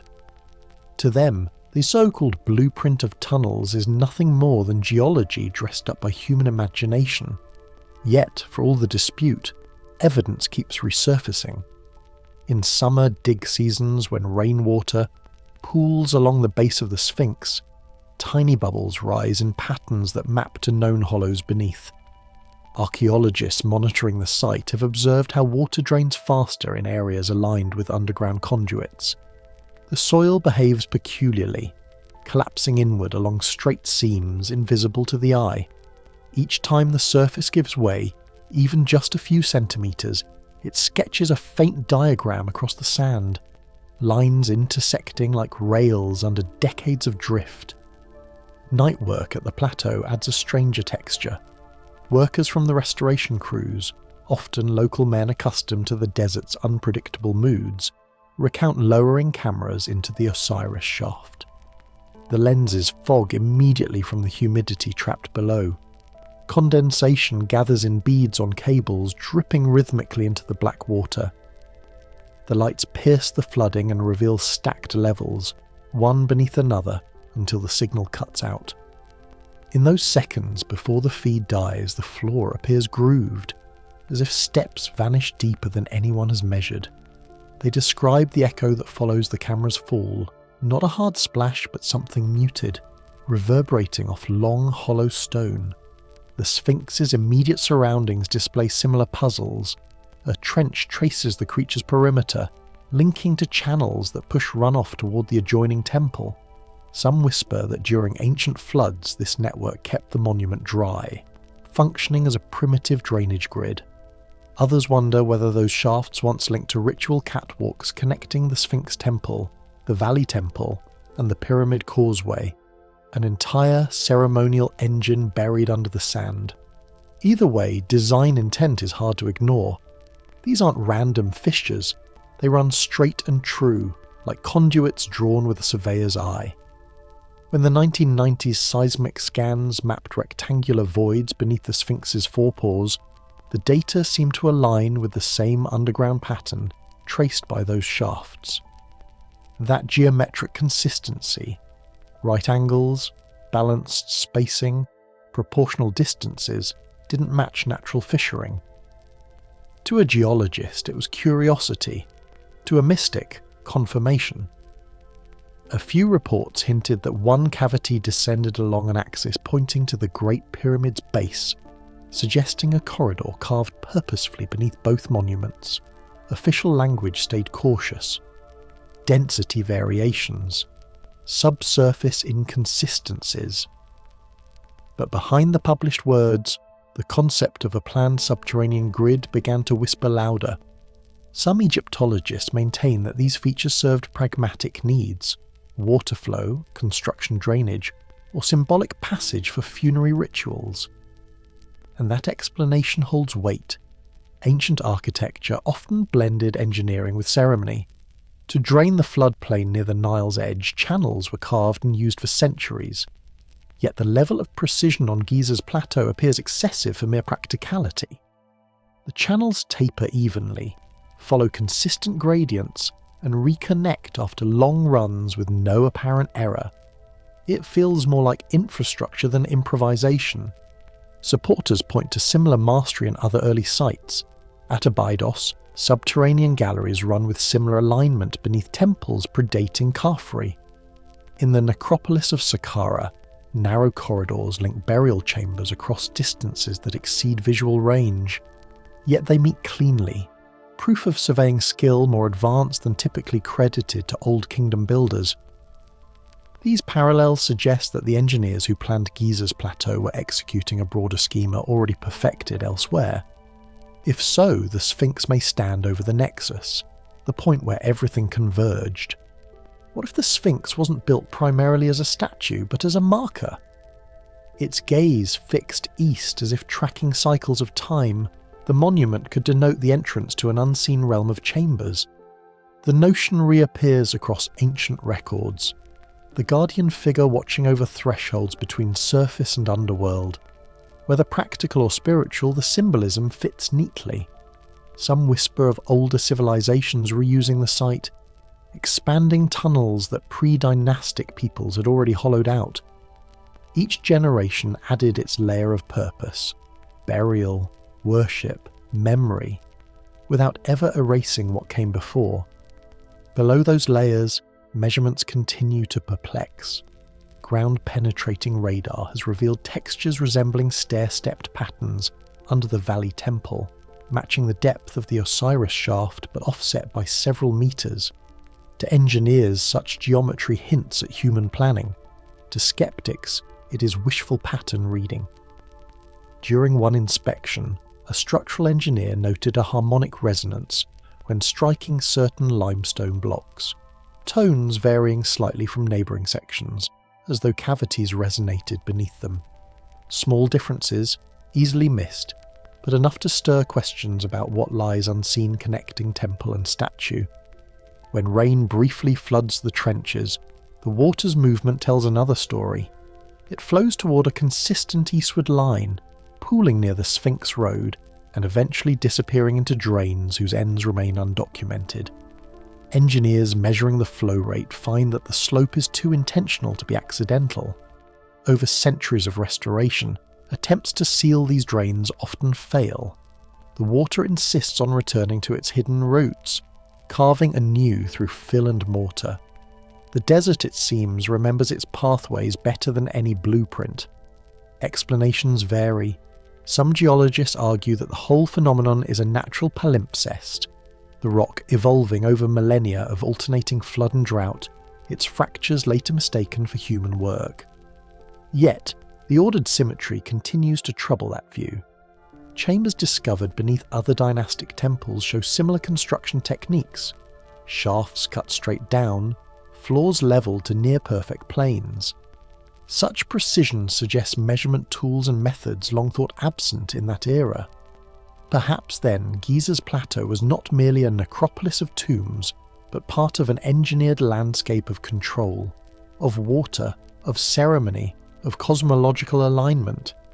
Under the lens of that idea, the Sphinx's role changes. It becomes the lock on the doorway, the sentinel above a system of design both practical and symbolic. In this reading, the tunnels beneath were not afterthoughts but foundations, channels prepared long before the statue took shape. Maybe the carvers shaped the lion's body later, responding to a structure already in place. Some archaeologists quietly entertain the notion that the Sphinx rests atop an older civilization's framework, its pores sealing the threshold to deeper architecture now inaccessible. The desert's wind covers but doesn't erase. Workers restoring the site often glimpse this continuity firsthand. When they remove sand or patch eroded stone, new seams appear that align unnaturally with distant sections. One mason described shadows falling evenly through fissures between pores and base, as if sunlight knew where to pass. Moments like those feed quiet superstition among crews, that the Sphinx is aware of its alignment, holding secrets in patience. Whether shrugged off as coincidence or honoured as mystery, those sensations colour every dig. Viewed from a modern engineering perspective, the plateau's layout behaves almost like an integrated system. The Great Pyramid's core passages point toward both solar and stellar targets. The Valley Temple's channels carry runoff to the same substructures marked by sediment below the Sphinx. Together they form a pattern, modular, hierarchical, methodical. It resembles urban planning scaled for eternity rather than daily living. Perhaps the ancients conceived architecture as a mirror of cosmology, drawing energy lines across the limestone to reflect the sky's perfection on Earth. Or perhaps the design was literal, a flood control and drainage network misread by centuries of storytelling. Either interpretation offers awe. Under the calm sands exists evidence of methodology that defies simple categorization, stones whispering mathematics we barely translate. Excavations continue carefully, each shovel of sand weighed against the risk of collapse. The workers who descend into the shafts do so silently, mindful of gases and water pressure. Their lights illuminate inscriptions that crumble when touched, traces of pigment left by workers long gone. Those fleeting colours, red, black, ochre, suggest different teams marking stone as though following construction codes rather than ritual decoration. The architectural language under the Sphinx might once have instructed crews how to build, not how to pray. Every tunnel verified adds weight to that impression. The deeper the exploration goes, the more repetition appears. Angles measured to similar tolerances, junctions placed at proportional intervals, patterns too deliberate for happenstance. Each discovery presses the question further. Were these passageways mere servant routes for flooded ground, or evidence of a lost phase in Egyptian design? So far, no one can say. The hieroglyphs above ground speak of kings and gods. The voids below remain voiceless but exact.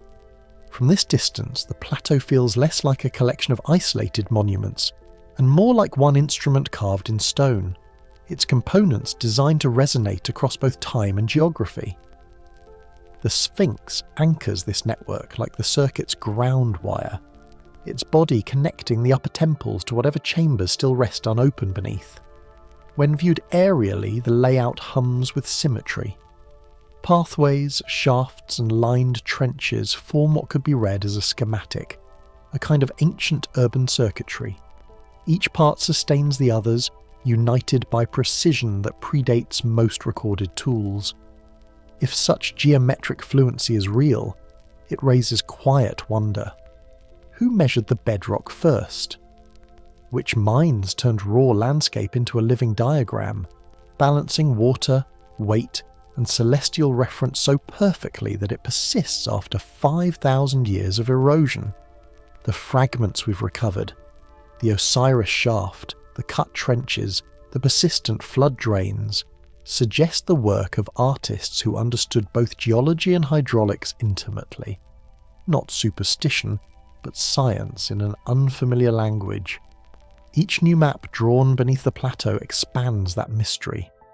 Beneath the lion's body, the desert's wiring diagram grows denser, lines overlapping until interpretation blurs. Some say we've barely skimmed the surface of what lies beneath. Others believe the true vaults were filled long before dynastic records began.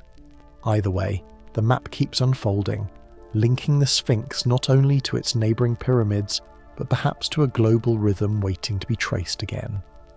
Now the trail widens beyond Egypt's horizon, toward other continents where similar watchers stand guard over forgotten gates. When a myth walks into a laboratory, the air tightens. Somewhere between the click of instruments and the soft thud of stone dust hitting paper masks, belief and data begin to share the same oxygen. It was within this narrow space that the Association for Research and Enlightenment, followers of Edgar Cayce, entered the quiet corridors of modern archaeology. Their aim sounded deceptively academic: study the Giza plateau with new instruments. Yet beneath that phrasing sat a different ambition: the search for Cayce's Hall of Records, a library of ancient memory waiting under the Sphinx's paws. The boundary between prophecy and hypothesis blurred not through words, but through checkbooks, permits, and drills humming under Egyptian sun. The ARE had been forming its identity for years before its tools met the desert floor. Founded to preserve Cayce's trance transcripts and health writings, the group gradually turned toward his more esoteric predictions, the ones that spoke of Atlantis, a vanished civilization scattering its survivors across Egypt, Yucatan, and the Andes. By the late 1970s, those prophecies met academia through an unlikely route: seismographs and radar. Reports from that decade record collaborations between the ARE, SRI International, and several geophysical consultants licensed to sweep Giza. To outside observers, it looked like harmless curiosity. Inside the association, it felt like validation in motion, as if the psychic's forgotten blueprints were becoming coordinates. Many university-trained archaeologists, however, kept their distance. Some feared their institutions could not survive another flirtation with what critics called fringe archaeology. Others felt that even lending expertise to such a venture might compromise years of cautious reputation. In whispered conversations outside conferences, one heard not outrage but unease, the same kind that flutters when faith enters a boardroom built for carbon dating. An American geologist from that era recalled lowering a small seismic transducer near the forepaw of the Sphinx, and, through the hum of generators, barely daring to say Cayce's name. He said it once, quietly, as if even vibration could summon ridicule. UNESCO's observers and Egyptian heritage officials were aware of the project's funding mix. On paper, the research complied with legal excavation oversight. Beneath the surface, tongues wagged about private sponsors with mystical motives.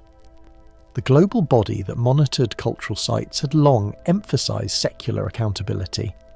Data should serve heritage, not prophecy. Their guidelines, translated into a dozen languages, spoke of neutrality. Yet neutrality proved slippery when mystics paid for the technology. Each seismic echo returned both as a reading and as revelation. Through the view of faith, any cavity could become evidence of the hall. Through the eye of science, it could just as easily be a natural fissure, but that distinction rarely quieted belief once stirred. The tension reached its delicate peak in 1991 when a renewed collaboration linked the ARE's Shaw Foundation with geological researchers under partial Egyptian supervision. The desert air then carried more than dust, it carried competing narratives. On one hand, physicists checking resonance profiles of limestone strata. On the other, idealists interpreting each anomaly as a trace of Atlantean design. Egyptian authorities, balancing national image with foreign capital, allowed the studies under tight watch. In public, officials reiterated a familiar phrase: no chambers have been found beneath the Sphinx. In private, agreements shifted. Filmed footage of exploration sometimes vanished before broadcast, and permits quietly changed hands. The archaeologist most synonymous with Egypt's protective policies, Zahi Hawass, embodied this paradox. Known internationally as a defender of mainstream chronology, he also oversaw, and by extension approved, several mixed-team expeditions that included ARE affiliates. Publicly, he denounced talk of Atlantis as American hallucinations. Privately, according to witnesses like filmmaker Boris Said, he entered the very tunnel such claims had inspired. Said later described filming a short descent under the Sphinx during what became known as the Shaw Expedition. His version of events ended abruptly, citing political fallout and a documentary that never aired. Official archives list only mundane inspection work. The gap between those two accounts breathed new life into suspicion. Suspicion thrives on contradictions. Egypt's Council of Antiquities operated under a mandate to control every dig connected to its heritage, particularly after waves of looting and speculative exploitation earlier in the century. To that end, the Council reserved rights over all data collected on site. Raw seismic files, radar images, temperature readings, each became part of a bureaucracy thicker than the stone itself. Scientists wishing to publish needed signatures from multiple ministries. For groups like the ARE, accustomed to spiritual autonomy, the process felt like entering a temple, controlled by gatekeepers who did not share their language of faith. Every pause, every unreturned call could be interpreted as suppression.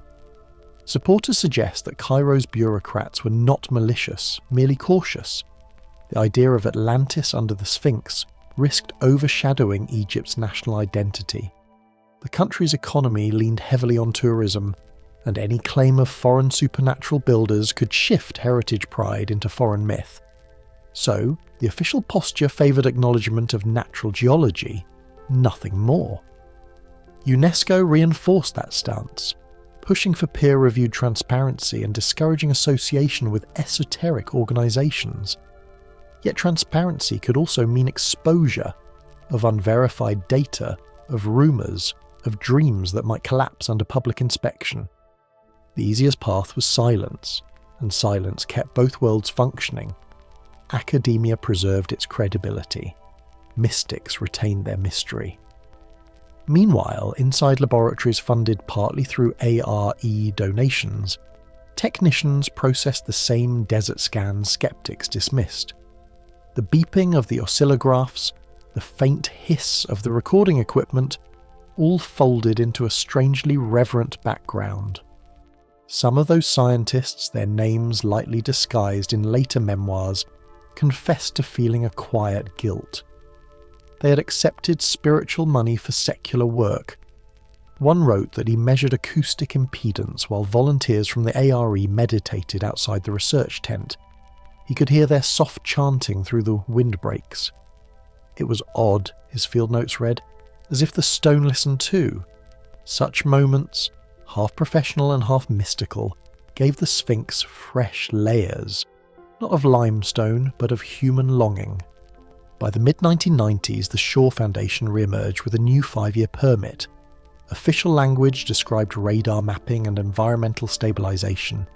Informal whispers centred on deeper aims, to locate the chamber that Cayce once placed precisely between the Sphinx's paws. Boris Said, still involved, told radio audiences he had filmed inside these hidden rooms. His account spoke of clear-cut walls, sealed passageways, and Hawass himself guiding the filming. When the resulting footage never surfaced, conjecture filled the void. Some said legal disputes stopped release, others murmured about government embargo. The absence of proof became its own evidence to believers, a circular certainty typical of mysteries that feed on their own secrecy. In Alexandria and Luxor cafes, scholars argued about funding ethics.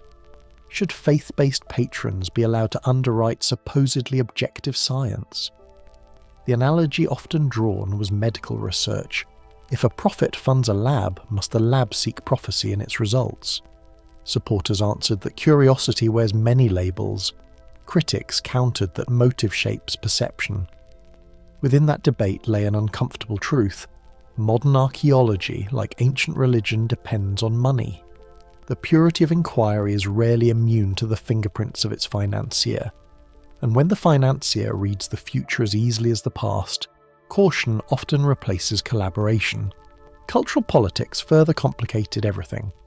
Western fascination with Egypt's deep time carried tones of both admiration and possession.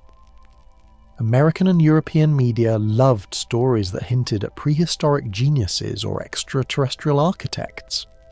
To Egyptians, these same stories often sounded like theft, narrative colonization disguised as curiosity. For Hawass and his peers, defending dynastic genius became a matter of sovereignty. Allowing outsiders to claim Atlantean ancestry for their monuments felt intolerable. The ARE's involvement with its overt Atlantic mysticism stirred old sensitivities. One historian compared it to tourists bringing their own ghosts into someone else's temple. Yet the cooperation continued, patchy but persistent.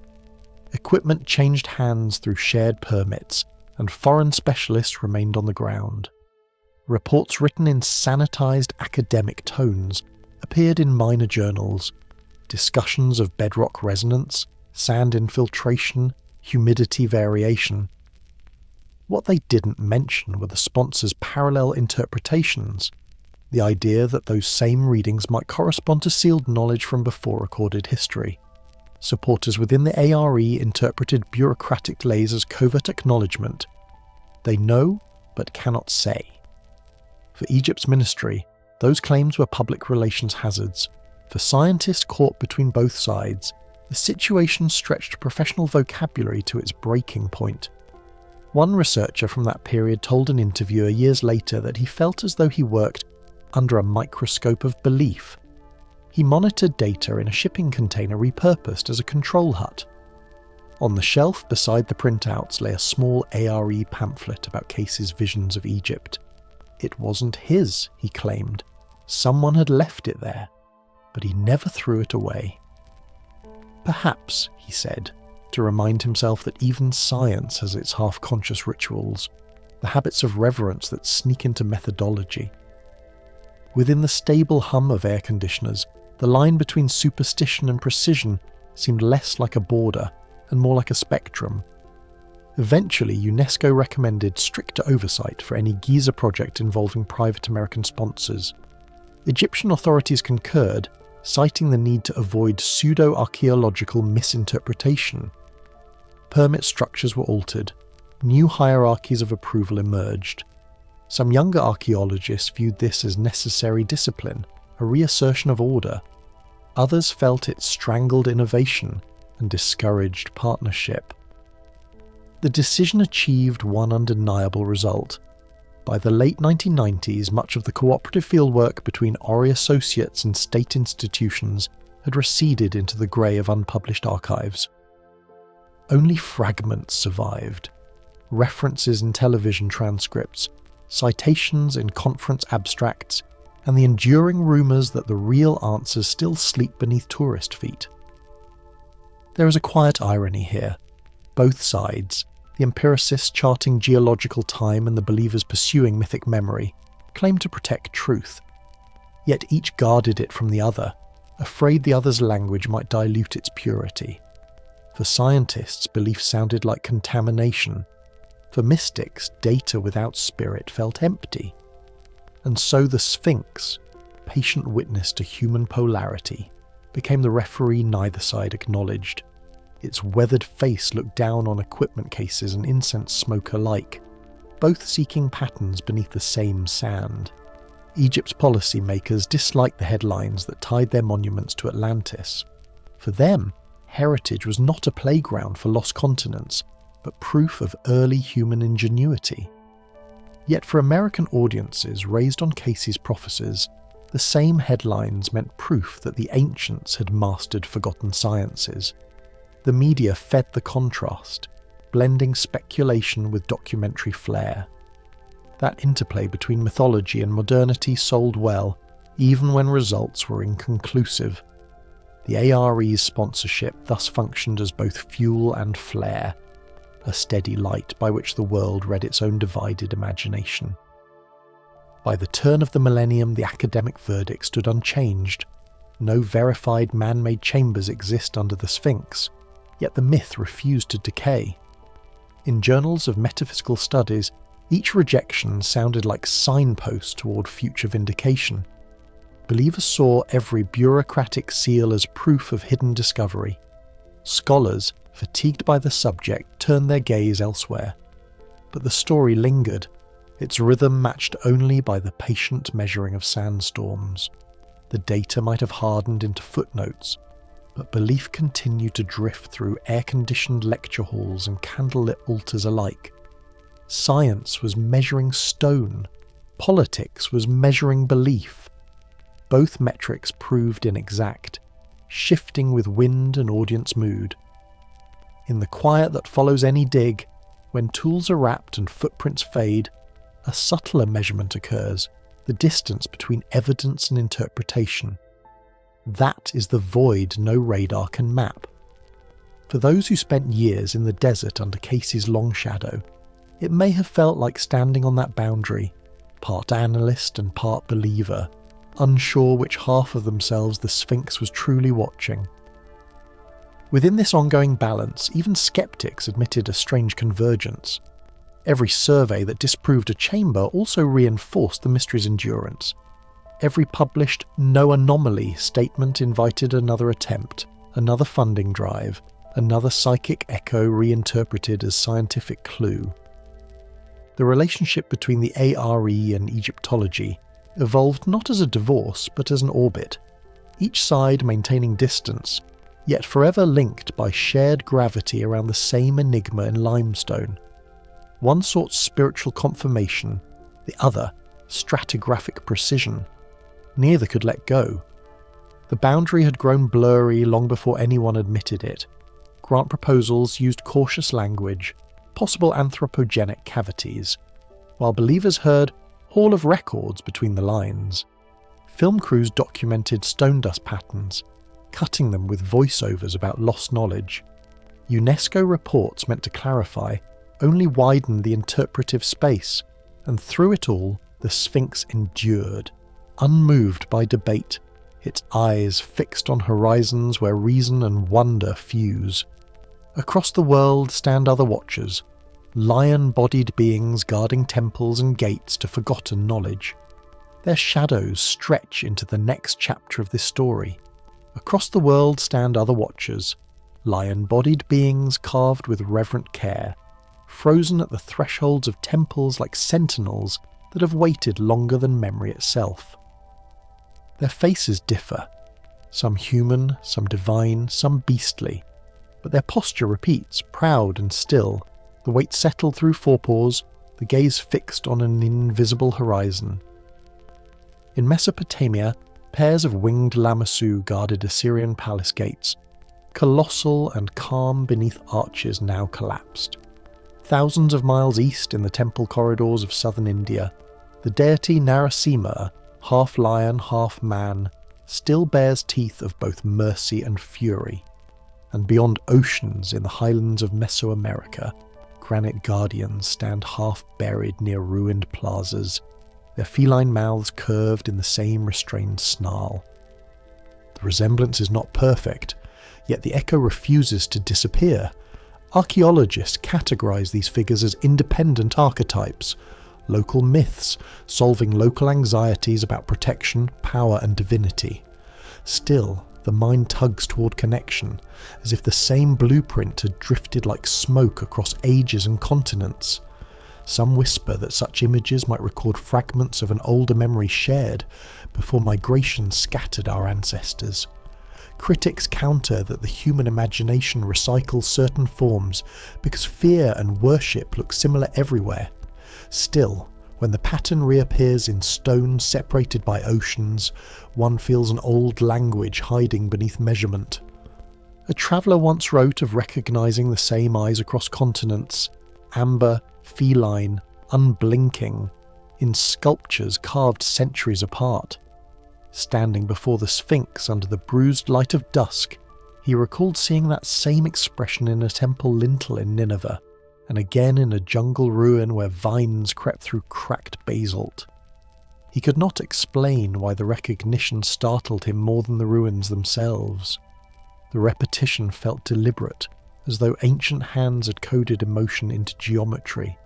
The elongated muzzle, the squared shoulders, the steady, almost human stillness. Many of these watchers point skyward, or rather, they watch along an invisible celestial path. The Great Sphinx aligns near the rising point of the constellation Leo during certain epochs, a detail not easily dismissed as coincidence. Across the ancient world, temples face sacred stars. In Babylonia, the lamassu stood beneath constellations regarded as gates. In the ruins at Angkor, the lion sentinels bracketed stairways that align with solstice dawns. Even in pre-Columbian sites across the Americas, depictions of jaguar gods appear linked with solar cycles, eyes set to the east, awaiting light's first return. Supporters suggest this pattern hints at an architectural conversation across time, each builder hearing a faint instruction that others once obeyed. Some modern architects studying sacred geometry note recurring proportions, sevenths, and golden ratios etched from Giza's plateau to Persepolis' entrance halls. That might prove nothing more exotic than shared mathematics. Yet to symbolic geographers, those repeating ratios act like a tuning fork, evidence of monuments placed with a knowledge of larger terrestrial harmony. They point out how the Sphinx, the lamassu, the lion guardians all assume threshold positions, never central within a city. They serve as border forms between sacred and mundane, day and night, living and divine. Perhaps this design instinct reflected how early civilizations perceived thresholds not as walls but as membranes, places where communication, spiritual or otherwise, could occur. Critics dismiss such threads, reminding anyone who will listen that mythic beasts are born from similar psychological clay. A culture experiences danger, it imagines protection. It observes lions, symbols of authority, and remixes them through art. The results resemble one another because the fears resemble one another. It is tidy logic, but too neat for some. Against tidy theories, anomalies lean heavily. Excavators at Anatolian hill sites found half statues of lions dating millennia before both Egypt's 4th dynasty and Assyria's ascendants. If guardians existed earlier than their known myths, were the later examples attempts at remembrance rather than invention? In temple workshops, artisans chiselled these forms without written blueprints, guided instead by oral pattern and muscle memory. A mason at Nimrud, smoothing the brow ridge of a Lamassu's human face, might never guess that a mason on the Nile worked centuries earlier on a lion's flank almost identical in curve. Yet clay tablets and quarry marks carry similar practical notations: tick marks for symmetry, shallow guidelines forming grids across massive blocks. It could all prove mere coincidence, or evidence of a technical tradition older than writing itself. If so, the Sphinx's builders inherited more than mythology. They inherited design DNA encrypted in the craft. There's a hypothesis favoured by a few fringe historians that these feline hybrids were not creative flourishes but identifiers, emblems of a single-source civilization spread thin by catastrophe. They point to flood stories engraved across continents, the same deluge retold in Sumerian, Mayan and Indian texts. Each myth begins with divine watchers, guardians who ensured knowledge survived exile. The lion, the storm, the gate. These were the emblems of continuity. If any part of that claim drifted through oral lineage, the Sphinx might symbolise not only resurrection, but reunion. A memorial carved where survivors landed after the waters fell. Still, evidence bends under scrutiny. The oldest Egyptian texts never name the Sphinx outright. They describe a guardian of the horizon, a being who rises before Ra. That phrase reappears in other places too: guardian of dawn, the watcher at the threshold. The Lamassu's cuneiform inscriptions echo the same wording: he who watches the ways in and out. These linguistic overlaps tantalise philologists, yet words travel easily through trade and conquest, while architecture demands resources and labour. To some linguists, the shared vocabulary might simply reflect a fusion of priestly ideas, not survivors from a single vanished homeland. However one reads it, the image endures. In each version, the creature does not guard gold or weaponry. It guards meaning, a doorway's soul, a temple's breath, a civilization's collective memory. The scene repeats through time. A pilgrim approaches, feels those steady eyes, and hesitates.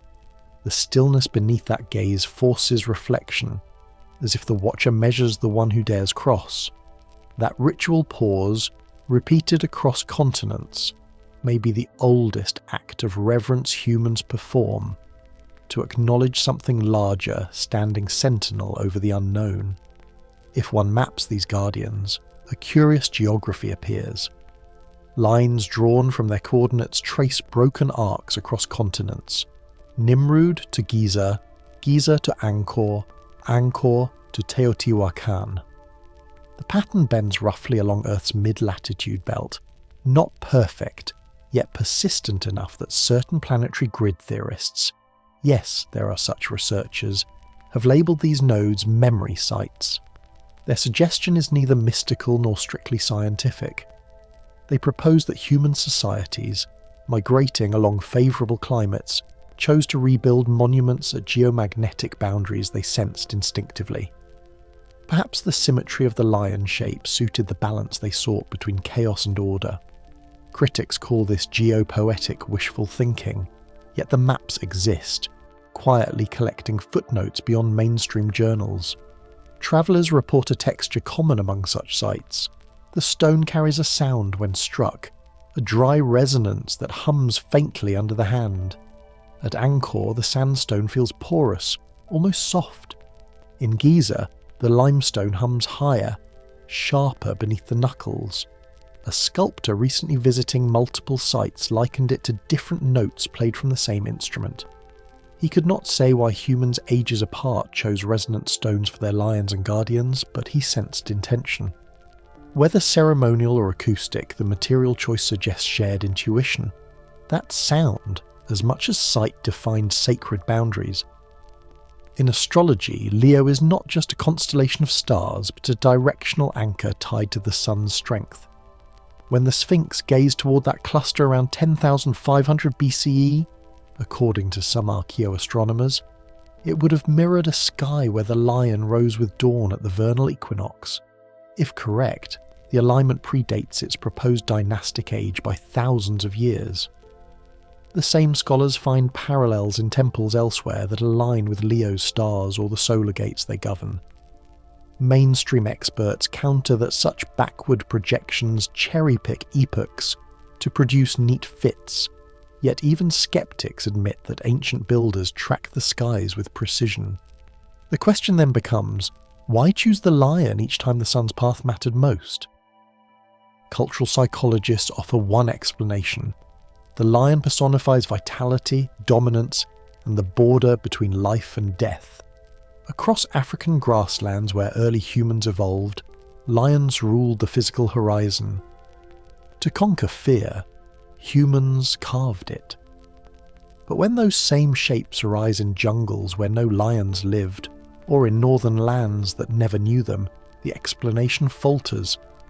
Supporters suggest the symbol travelled long after its animal inspiration vanished locally, becoming abstract, a code for strength that no longer required the beast itself. Stone survives better than language, and motifs outlast empires. When Spanish chroniclers described jaguar statues in the New World, the figures were already ancient, their meanings opaque even to the descendants of their sculptors. Yet the pattern endured. Forward-facing guardians at thresholds, claws understated but visible, eyes carved to meet the sunrise. It suggests continuity not through dynasty, but through the long memory of form. The repetition becomes a whisper against oblivion. If every generation restores symbols without knowing their origin, they participate in a conversation that began before writing. Perhaps that explains the familiarity travellers feel. The world itself becomes a manuscript copied by countless hands. Each time the civilization at its margin crumbles, the survivors carry fragments of imagery, watchers, lions, gates, and rebuild them wherever they settle.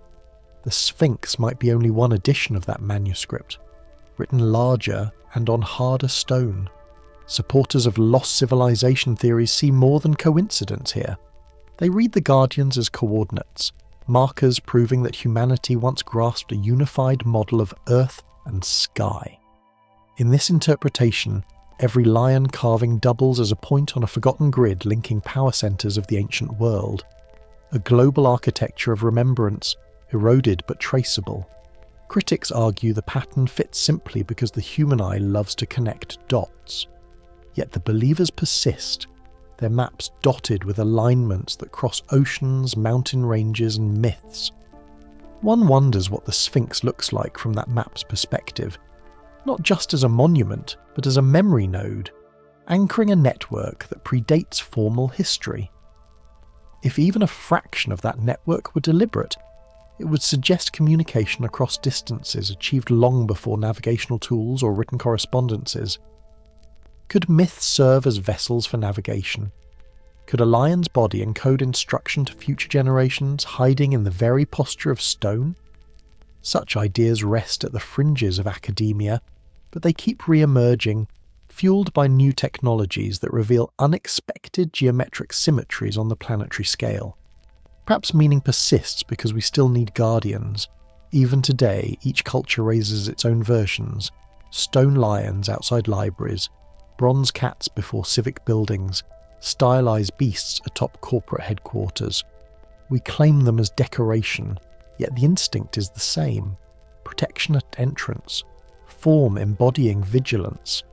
The modern city becomes another temple, and its ornaments remember more than fashion. Somewhere in that repetition hides continuity older than civilization itself.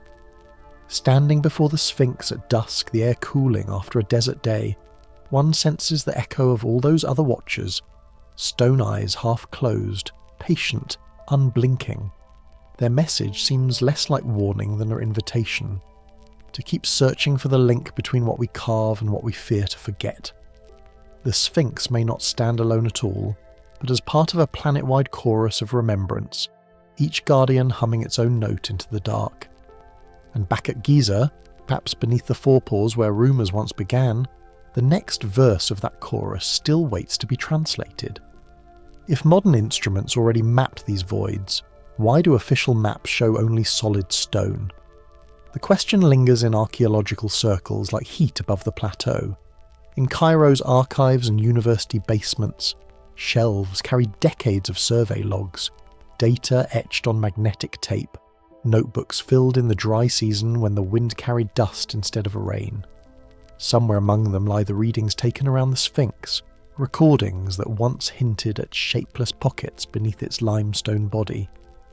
Those who worked the instruments remember the echoes returning. They remember marking the depth, the shape, and the coordinates.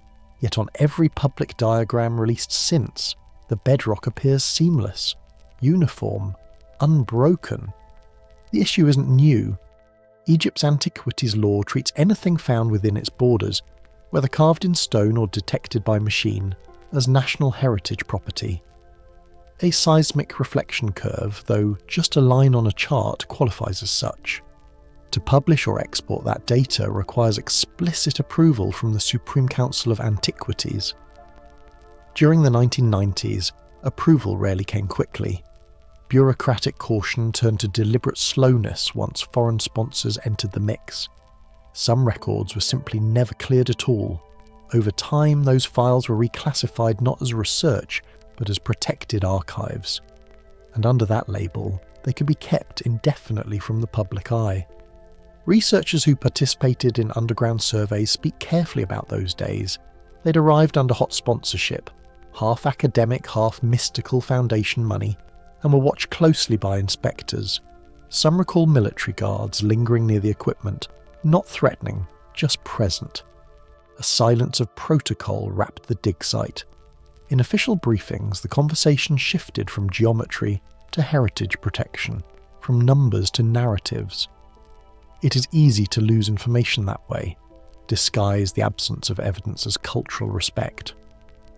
One former assistant working under a joint research permit now stores old digital backups in a private folder on his home drive. Years ago, he scanned the aging paper records, suspecting they might one day be lost. The files show only fragments, grainy sonographs labelled by hand. He hasn't published them. He can't. Without clearance, sharing them would mean exile from future projects. Still, on certain evenings, he reopens the folders, running his cursor across lines that seem too precise to be noise. He notes that most of his colleagues have stopped mentioning it altogether. The story froze where the paperwork ended. Meanwhile, technology kept advancing. Moon tomography, cosmic ray imaging capable of seeing through solid rock, mapped voids within the Great Pyramid with stunning accuracy. Those results were made public almost immediately, hailed as proof of scientific transparency. The same instruments could easily scan beneath the Sphinx's base, but permission for such a study never came. No official explanation followed, only quiet shifts in grammar. Officials spoke of priorities, of ongoing restorations, of limited access windows. Each phrase sounded civil enough but rendered the mystery immobile. Opposite the pyramid's unveiled chambers, the Sphinx remained a closed circuit. Critics of alternative claims often note that secrecy fuels myth, even when nothing is hidden. Withholding data, they argue, makes speculation inevitable. If every negative result lay open for inspection, conspiracy would lose oxygen. Instead, the absence becomes part of the design. When no public dataset exists, both believers and skeptics must imagine the missing graphs, the unseen core samples, the out-of-print abstracts that might clarify everything. That vacuum behaves like a magnet. It pulls stories toward it simply because it's empty. There's another side, though. The human incentive to guard what gives national pride. Egypt's authorities learned how swiftly a single headline can erode context. Announce an anomaly under the Sphinx, and within hours the phrase mutates into evidence of buried spacecraft, Atlantean archives, or portals guarded by secret orders. Heritage officials know this pattern. They've lived through it before. So they choose silence, reasoning that any information withheld prevents distortion. Yet distortion thrives on silence too, swelling into the very space censorship was meant to protect. Neither path ends cleanly. Some whisper that the unreleased readings were actually dull, minor cracks or subsurface density variations mistaken for chambers.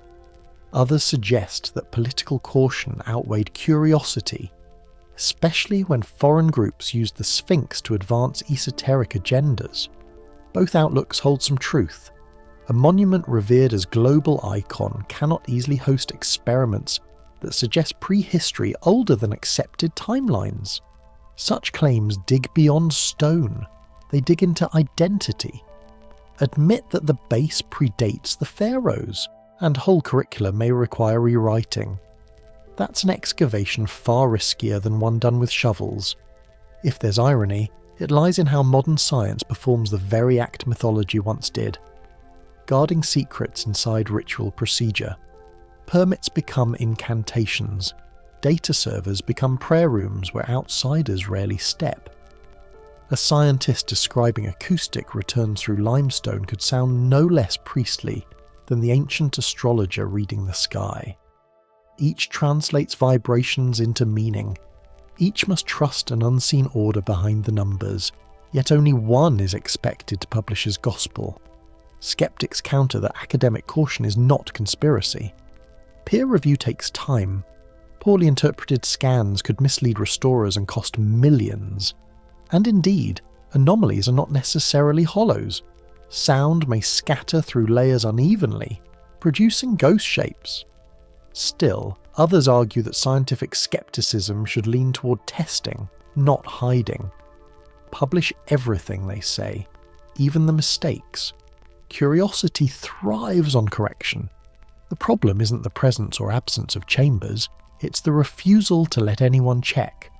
Suppose the voids are nothing, fissures from shifting limestone, or old excavation shafts mistakenly sealed and forgotten. Revealing that would disappoint many, but it would settle the myth on factual ground. Yet officials tread lightly because revelation and ridicule can turn on the same key. What if the spaces prove older than nearby masonry? What if tool marks inside don't match dynastic methods?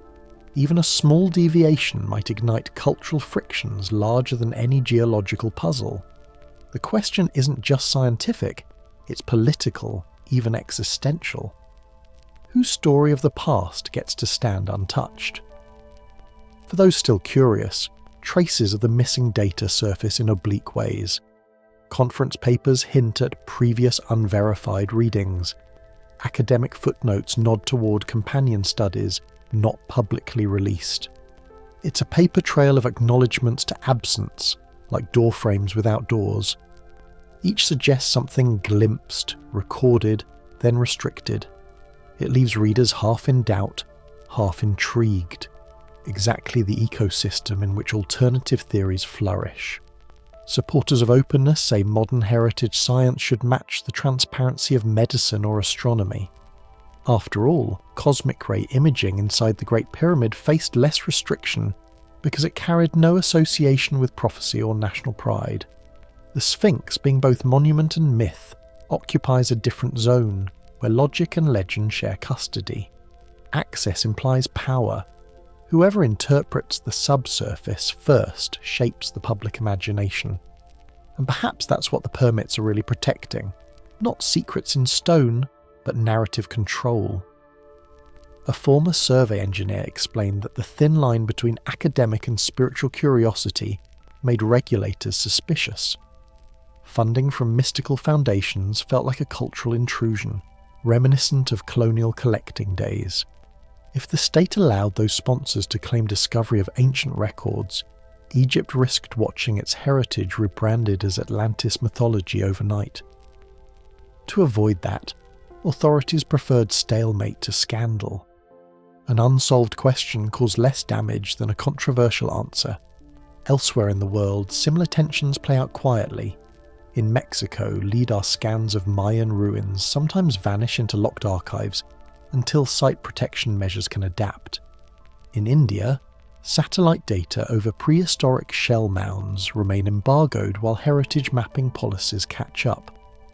Beneath each case lies the same unease: how to release information without letting outsiders reshape its meaning. Egypt, being both cradle and showcase of antiquity, bears this burden most visibly. Still, a paradox hums beneath it all. By controlling access, institutions safeguard the tangible heritage, yet they also preserve an intangible one, the collective dream that something marvellous still sleeps below. The Sphinx's mystery survives not because technology fails, but because permission hesitates. In that vacuum, every scan, rumour and travelogue merges into a modern mythology, with bureaucrats as reluctant storytellers. Even the file cabinets, locked and labelled, become part of the monument's aura. For the people closest to the secret, surveyors, archivists, restorers, the burden turns personal. One speaks of watching sunlit tourists at the plateau while knowing measurements buried deep in storage might outlive him. He describes the quiet habit of looking at the monument from its east side, where the bedrock slopes into shadow, wondering what his instruments had almost reached before the plug was pulled. He never received another permit. Sometimes he teaches field methods to students, showing them how to calibrate equipment, how to listen for false echoes, but never telling them what he once heard. Supporters suspect the withheld readings indicate a structure. Others insist the voids are merely unexcavated drainage channels. The argument often misses a quieter point. Secrets once named shape history as powerfully as discoveries. Call something forbidden data, and it transforms from record to relic. The more officials deny access, the more symbolic weight the anomaly gains. That symbolic pressure now outweighs any technical uncertainty. No dataset could satisfy curiosity that grand. The Sphinx, therefore, continues to embody both absence and promise. Technology advanced past superstition, yet the monument resists exposure, not through any mystical force, but through the simplest of human instincts: control, pride, caution, fear of ridicule. Beneath those motives, something subtler moves, the knowledge that demystifying it might quiet the myth forever, and silence, once broken, can never be remade. The truth, perhaps, is less dramatic. The voids might be air pockets in stone, their shapes confused by layers of fill and fracture, or they might be remnants of older constructions sealed during the earliest temple restorations. But as long as official channels remain closed, we navigate on rumour, balancing facts like stones along a buried path. Instruments can pierce the ground. Permission decides what surfaces. So the maps stay clean, the documents locked, the debates unresolved. Permission shapes reality, not geology. The absence of evidence becomes the stage on which belief performs, and from that performance grows a strange equilibrium. Skepticism keeping faith alive, faith keeping inquiry awake. Both sides guard the Sphinx now. Scientists around their archives, dreamers around their prophecies. In this standoff, suppression sustains the same tension discovery once promised. The monument's legend feeds on the space between known and forbidden, a gap no satellite can close. What lies beneath may one day be scanned to exhaustion, revealing either chambers or nothing at all. Yet long before that happens, the greater story continues to unfold above the sand. How the guardians of knowledge decide what we're allowed to call real, and how the rest of us, watching from afar, keep listening to the quiet underneath, hoping the ground might one day speak. What if it did? What if the files finally opened, the anomalies confirmed or denied? How would that reshape the stories we tell about ourselves, our origins, our ingenuity, our hunger to touch the past? The Sphinx waits unchanged, as though it already knows the answer, staring east into sunlight that outlasts every permission slip, every secret still sealed in stone. And somewhere in a quiet archive, the pulse of unshared data continues to hum, steady, patient, unread. Some claim the voids hold relics of a civilization erased by flood. Others think they hold nothing but air and unanswered prayers. The Sphinx has heard both versions for longer than language has existed, the wind carrying their weight through fissures in the limestone. Under its vast gaze, theories drift like grains of sand. Many settle, some vanish, but a few keep circling back as if drawn by something magnetic embedded in the bedrock. The truth we keep chasing might be less physical than emotional, yet the pull feels the same. The desert, as always, knows how to hold its silence until we ask the right question. Across decades of whispered conjecture, the spectrum of belief stretches wide.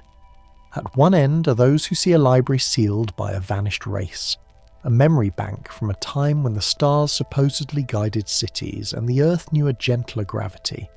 They speak of crystalline drives, metallic codices, and machinery sleeping beneath millennia of pressure. At the other end stand geologists who shrug and call it karst. Natural fissures widened by ancient groundwater and later buried by shifting dunes. Between those poles lie endless shades of maybe formed by rumour, misread data, and the lingering desire that something hidden might validate every myth we ever told ourselves. Supporters suggest that under the Sphinx lies testimony from a world blanketed by flood, a civilization that glimpsed extinction and tried to pass on instructions for rebuilding. Others dismiss such talk as the human reflex to fill any void with meaning. Still, the debate endures because no one is truly certain what the instruments found, and few agree on who should be allowed to look again. Without access, absence turns into evidence of its own kind. What we can't measure, we invent. Each new theory doesn't replace the old, it layers over it, like bands of sediment building a new landscape of half-remembered possibility. The question that surfaces most often is no longer, what's there, but why can't we let it go?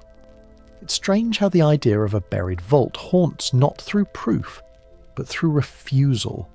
Refusal of time to seal itself. Refusal of humans to accept that some doors might open only inward. A camera probe, a ground-penetrating signal. Each technological advance is greeted not with closure, but with renewed ambiguity. The data hums, the instruments blink, and we project whole civilizations into pixels that never form a clear image. The missing piece becomes the story, not the silence around it. Workers who have brushed sand from its flanks say the Sphinx's expression shifts with the light. At dawn it is soft, at noon severe, and by twilight unreadable. The same happens with our perceptions. An archaeologist may see simple erosion, while a mystic sees warning carved in stone. A tourist kneels to take a photograph, unaware that their boot rests above a coordinate Cayce once spoke of a century before. Small coincidences accumulate like buried markers, suggesting patterns only when viewed from distance. The mind links them because the heart wants a reason to believe human history is deeper than old bones and broken pottery. Among Egyptian workers on the plateau, night shifts carry their own tone. When the crowd disperses and the air cools, they tell stories under low light. Some describe hearing faint hollows when tapping with chisels during restoration, as if pockets unused to air briefly sighed beneath the surface. They don't call it proof, just an odd sound that lingers. Others nod and recount that their fathers heard the same. Oral memory stitches through generations more reliably than paperwork, keeping alive a rumour even officials don't entirely deny. Every myth needs such caretakers, voices that keep it from fading completely into the academic archives. For a few researchers, unverified data becomes personal history. One geophysicist once described, after retiring, how he dreamt nightly of descending a narrow shaft lined with damp limestone, the smell sharp as rust. He never claimed it was real, just the subconscious playing back his years of measuring echoes underground. Yet those dreams reveal how much human effort attaches to mystery. Hours spent calibrating sensors, marking cross-sections, writing reports destined for storage. They all express a need to transform speculation into contact. When physical doors won't open, the imagination keeps tunneling. Myths, after all, are not lies. They are mirrors held at different angles across centuries. The Sphinx's imagined vault serves as one of those mirrors, reflecting each culture's own anxiety about origin and loss. When Europe first rediscovered Egypt, explorers dreamed of Atlantean architects whose knowledge might redeem industrial civilization. Later, Cold War scientists saw in it a metaphor for suppressed information, secrets withheld by authorities. In recent years, digital age thinkers view it as an encryption challenge, the Earth itself protecting its data with geological passwords. Each era finds itself inside the riddle, seeing what it needs to recover.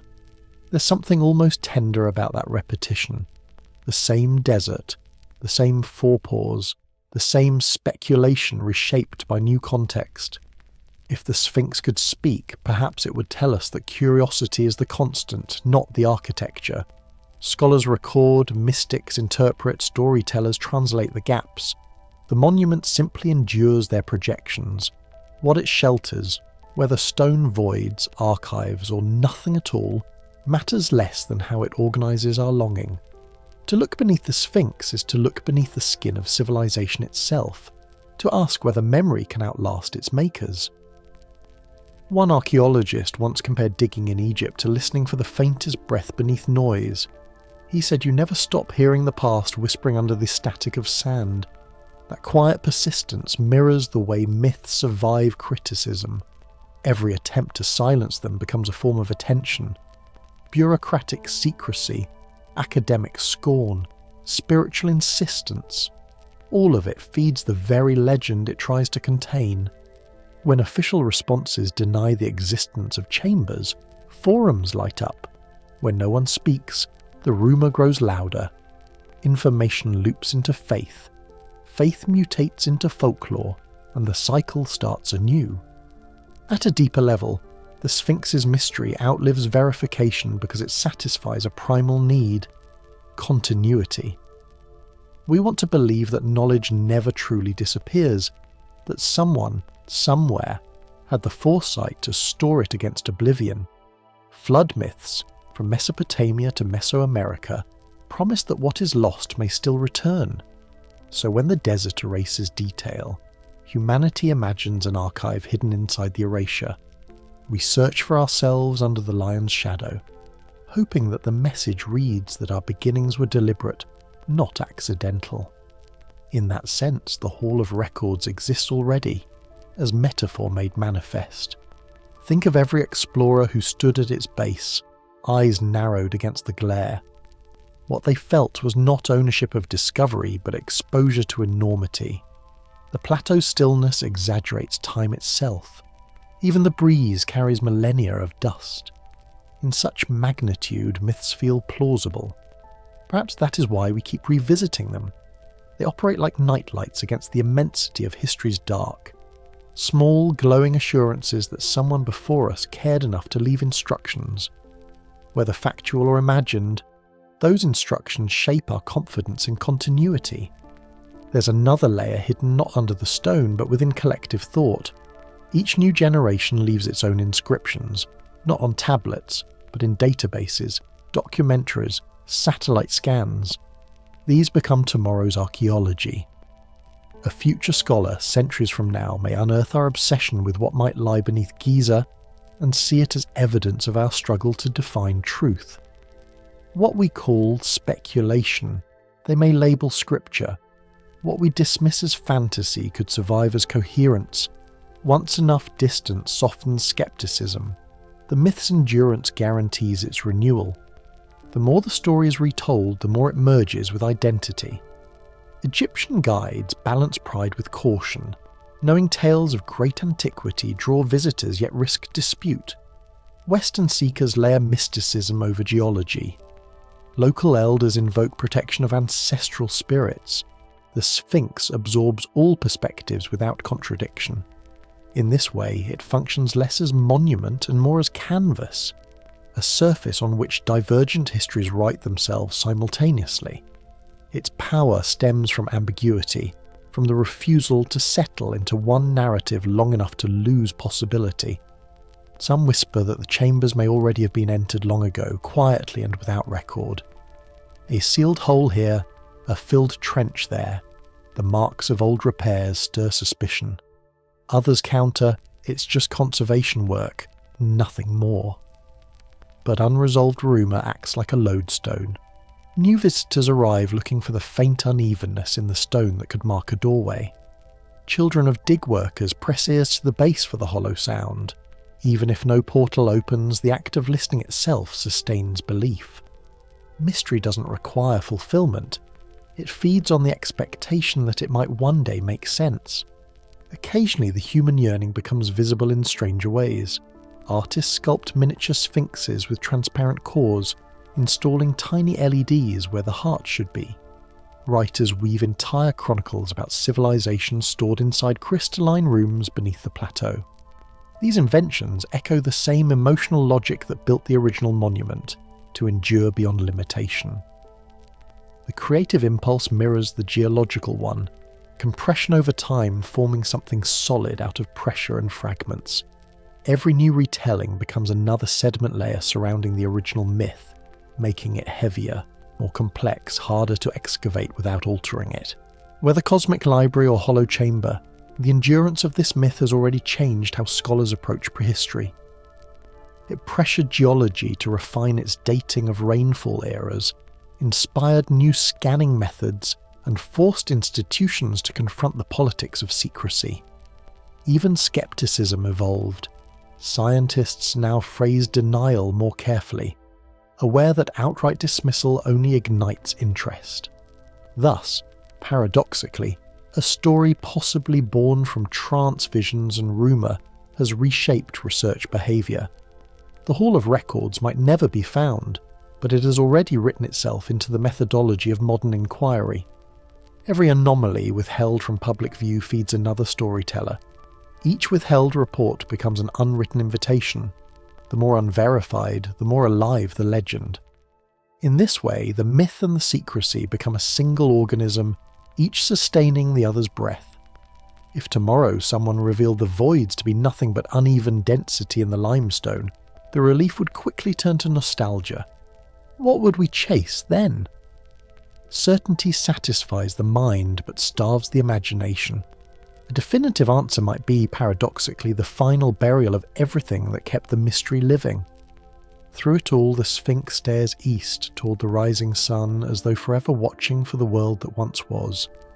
Archaeologists measure its dimensions, mystics read its posture, poets interpret its stillness.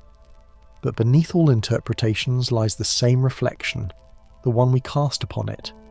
We search for our missing chapters inside its weathered body, because deep down we suspect those chapters describe us.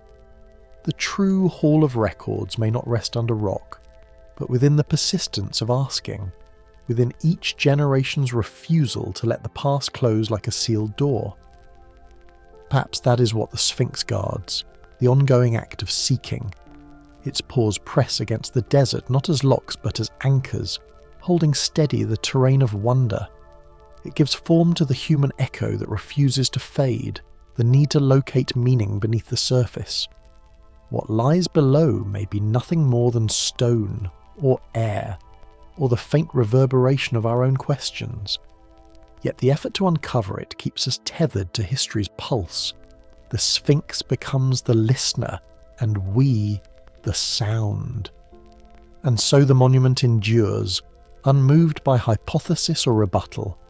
Its secret may not be a structure waiting to be opened, but a mirror polished by centuries of curiosity, reflecting each new generation's search for itself. In that reflection, the void no longer appears empty. It glows faintly, filled with memory, intention, and the quiet promise that the story is still unfolding. The sands do not speak, yet across millennia they hold their pose, soft against the paws of the Sphinx, unbroken through conquest, weather, and excavation. Beneath that immense stillness lies more than geology or craftsmanship. It holds a question about memory itself, whether humanity has forgotten its own beginning and built this riddle in stone as a mirror to recall it. The Sphinx seems less like a monument and more like a pause carved into the desert, a breath caught between creation and recognition. Each grain of sand that drifts across its face feels like a syllable in a sentence no one can fully read. Standing before it, you understand how easily curiosity turns into reverence. The monument stares east, not toward a god, but toward recurrence, the renewal of dawn. Some whisper that this gaze is more than symbolic, that it aligns history like a calendar of stone, and that under its forepaws lies the record of a time before recorded speech.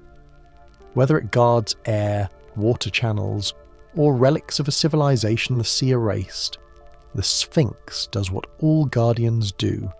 It waits until humanity is ready to ask correctly. The waiting itself becomes its message. Truth has never been steady here. Every attempt to define the Sphinx has produced a contradiction. Sacred guardian, weathered idol, relic of lost science, architectural accident. Over centuries, priests, emperors, surveyors, and scientists have each found their reflection in its face. Perhaps that is what it was meant to hold, a catalogue not of ancient tools but of human interpretation. Its power may come from this uncertainty, the way it invites imagination to occupy the gaps archaeology leaves. Some researchers say the most enduring mysteries are built not to deceive, but to preserve the act of wondering. If the buried voids ever open, what story would they tell? Supporters suggest a codex of forgotten technology or maps to an earlier Earth. Skeptics see the echo of erosion, nothing more. Yet both sides circle the same realization. Seeking the answer has already altered our view of human origins. The hypothesis, the tests, the disputes, all of it now belongs to the Sphinx's narrative as much as the limestone itself. To stand before it is to sense that discovery may not be the goal, but the ritual. Verification would end the dreaming. Uncertainty allows the mind to travel. Night settles over Giza, and the air cools until the desert seems to exhale. The Sphinx, half in shadow, still watches the horizon that first inspired its builders. A traveller might hear the wind brushing through fissures at its base like breath through an ancient instrument. Those faint tones may be nothing but air against porosity, or a language humanity has not yet learned to translate. The truth, perhaps, is that the monument guards not a chamber, but the impulse to keep listening. Somewhere beneath the weight of ages, the desert keeps whispering its unfinished sentence to anyone who pauses long enough to hear it.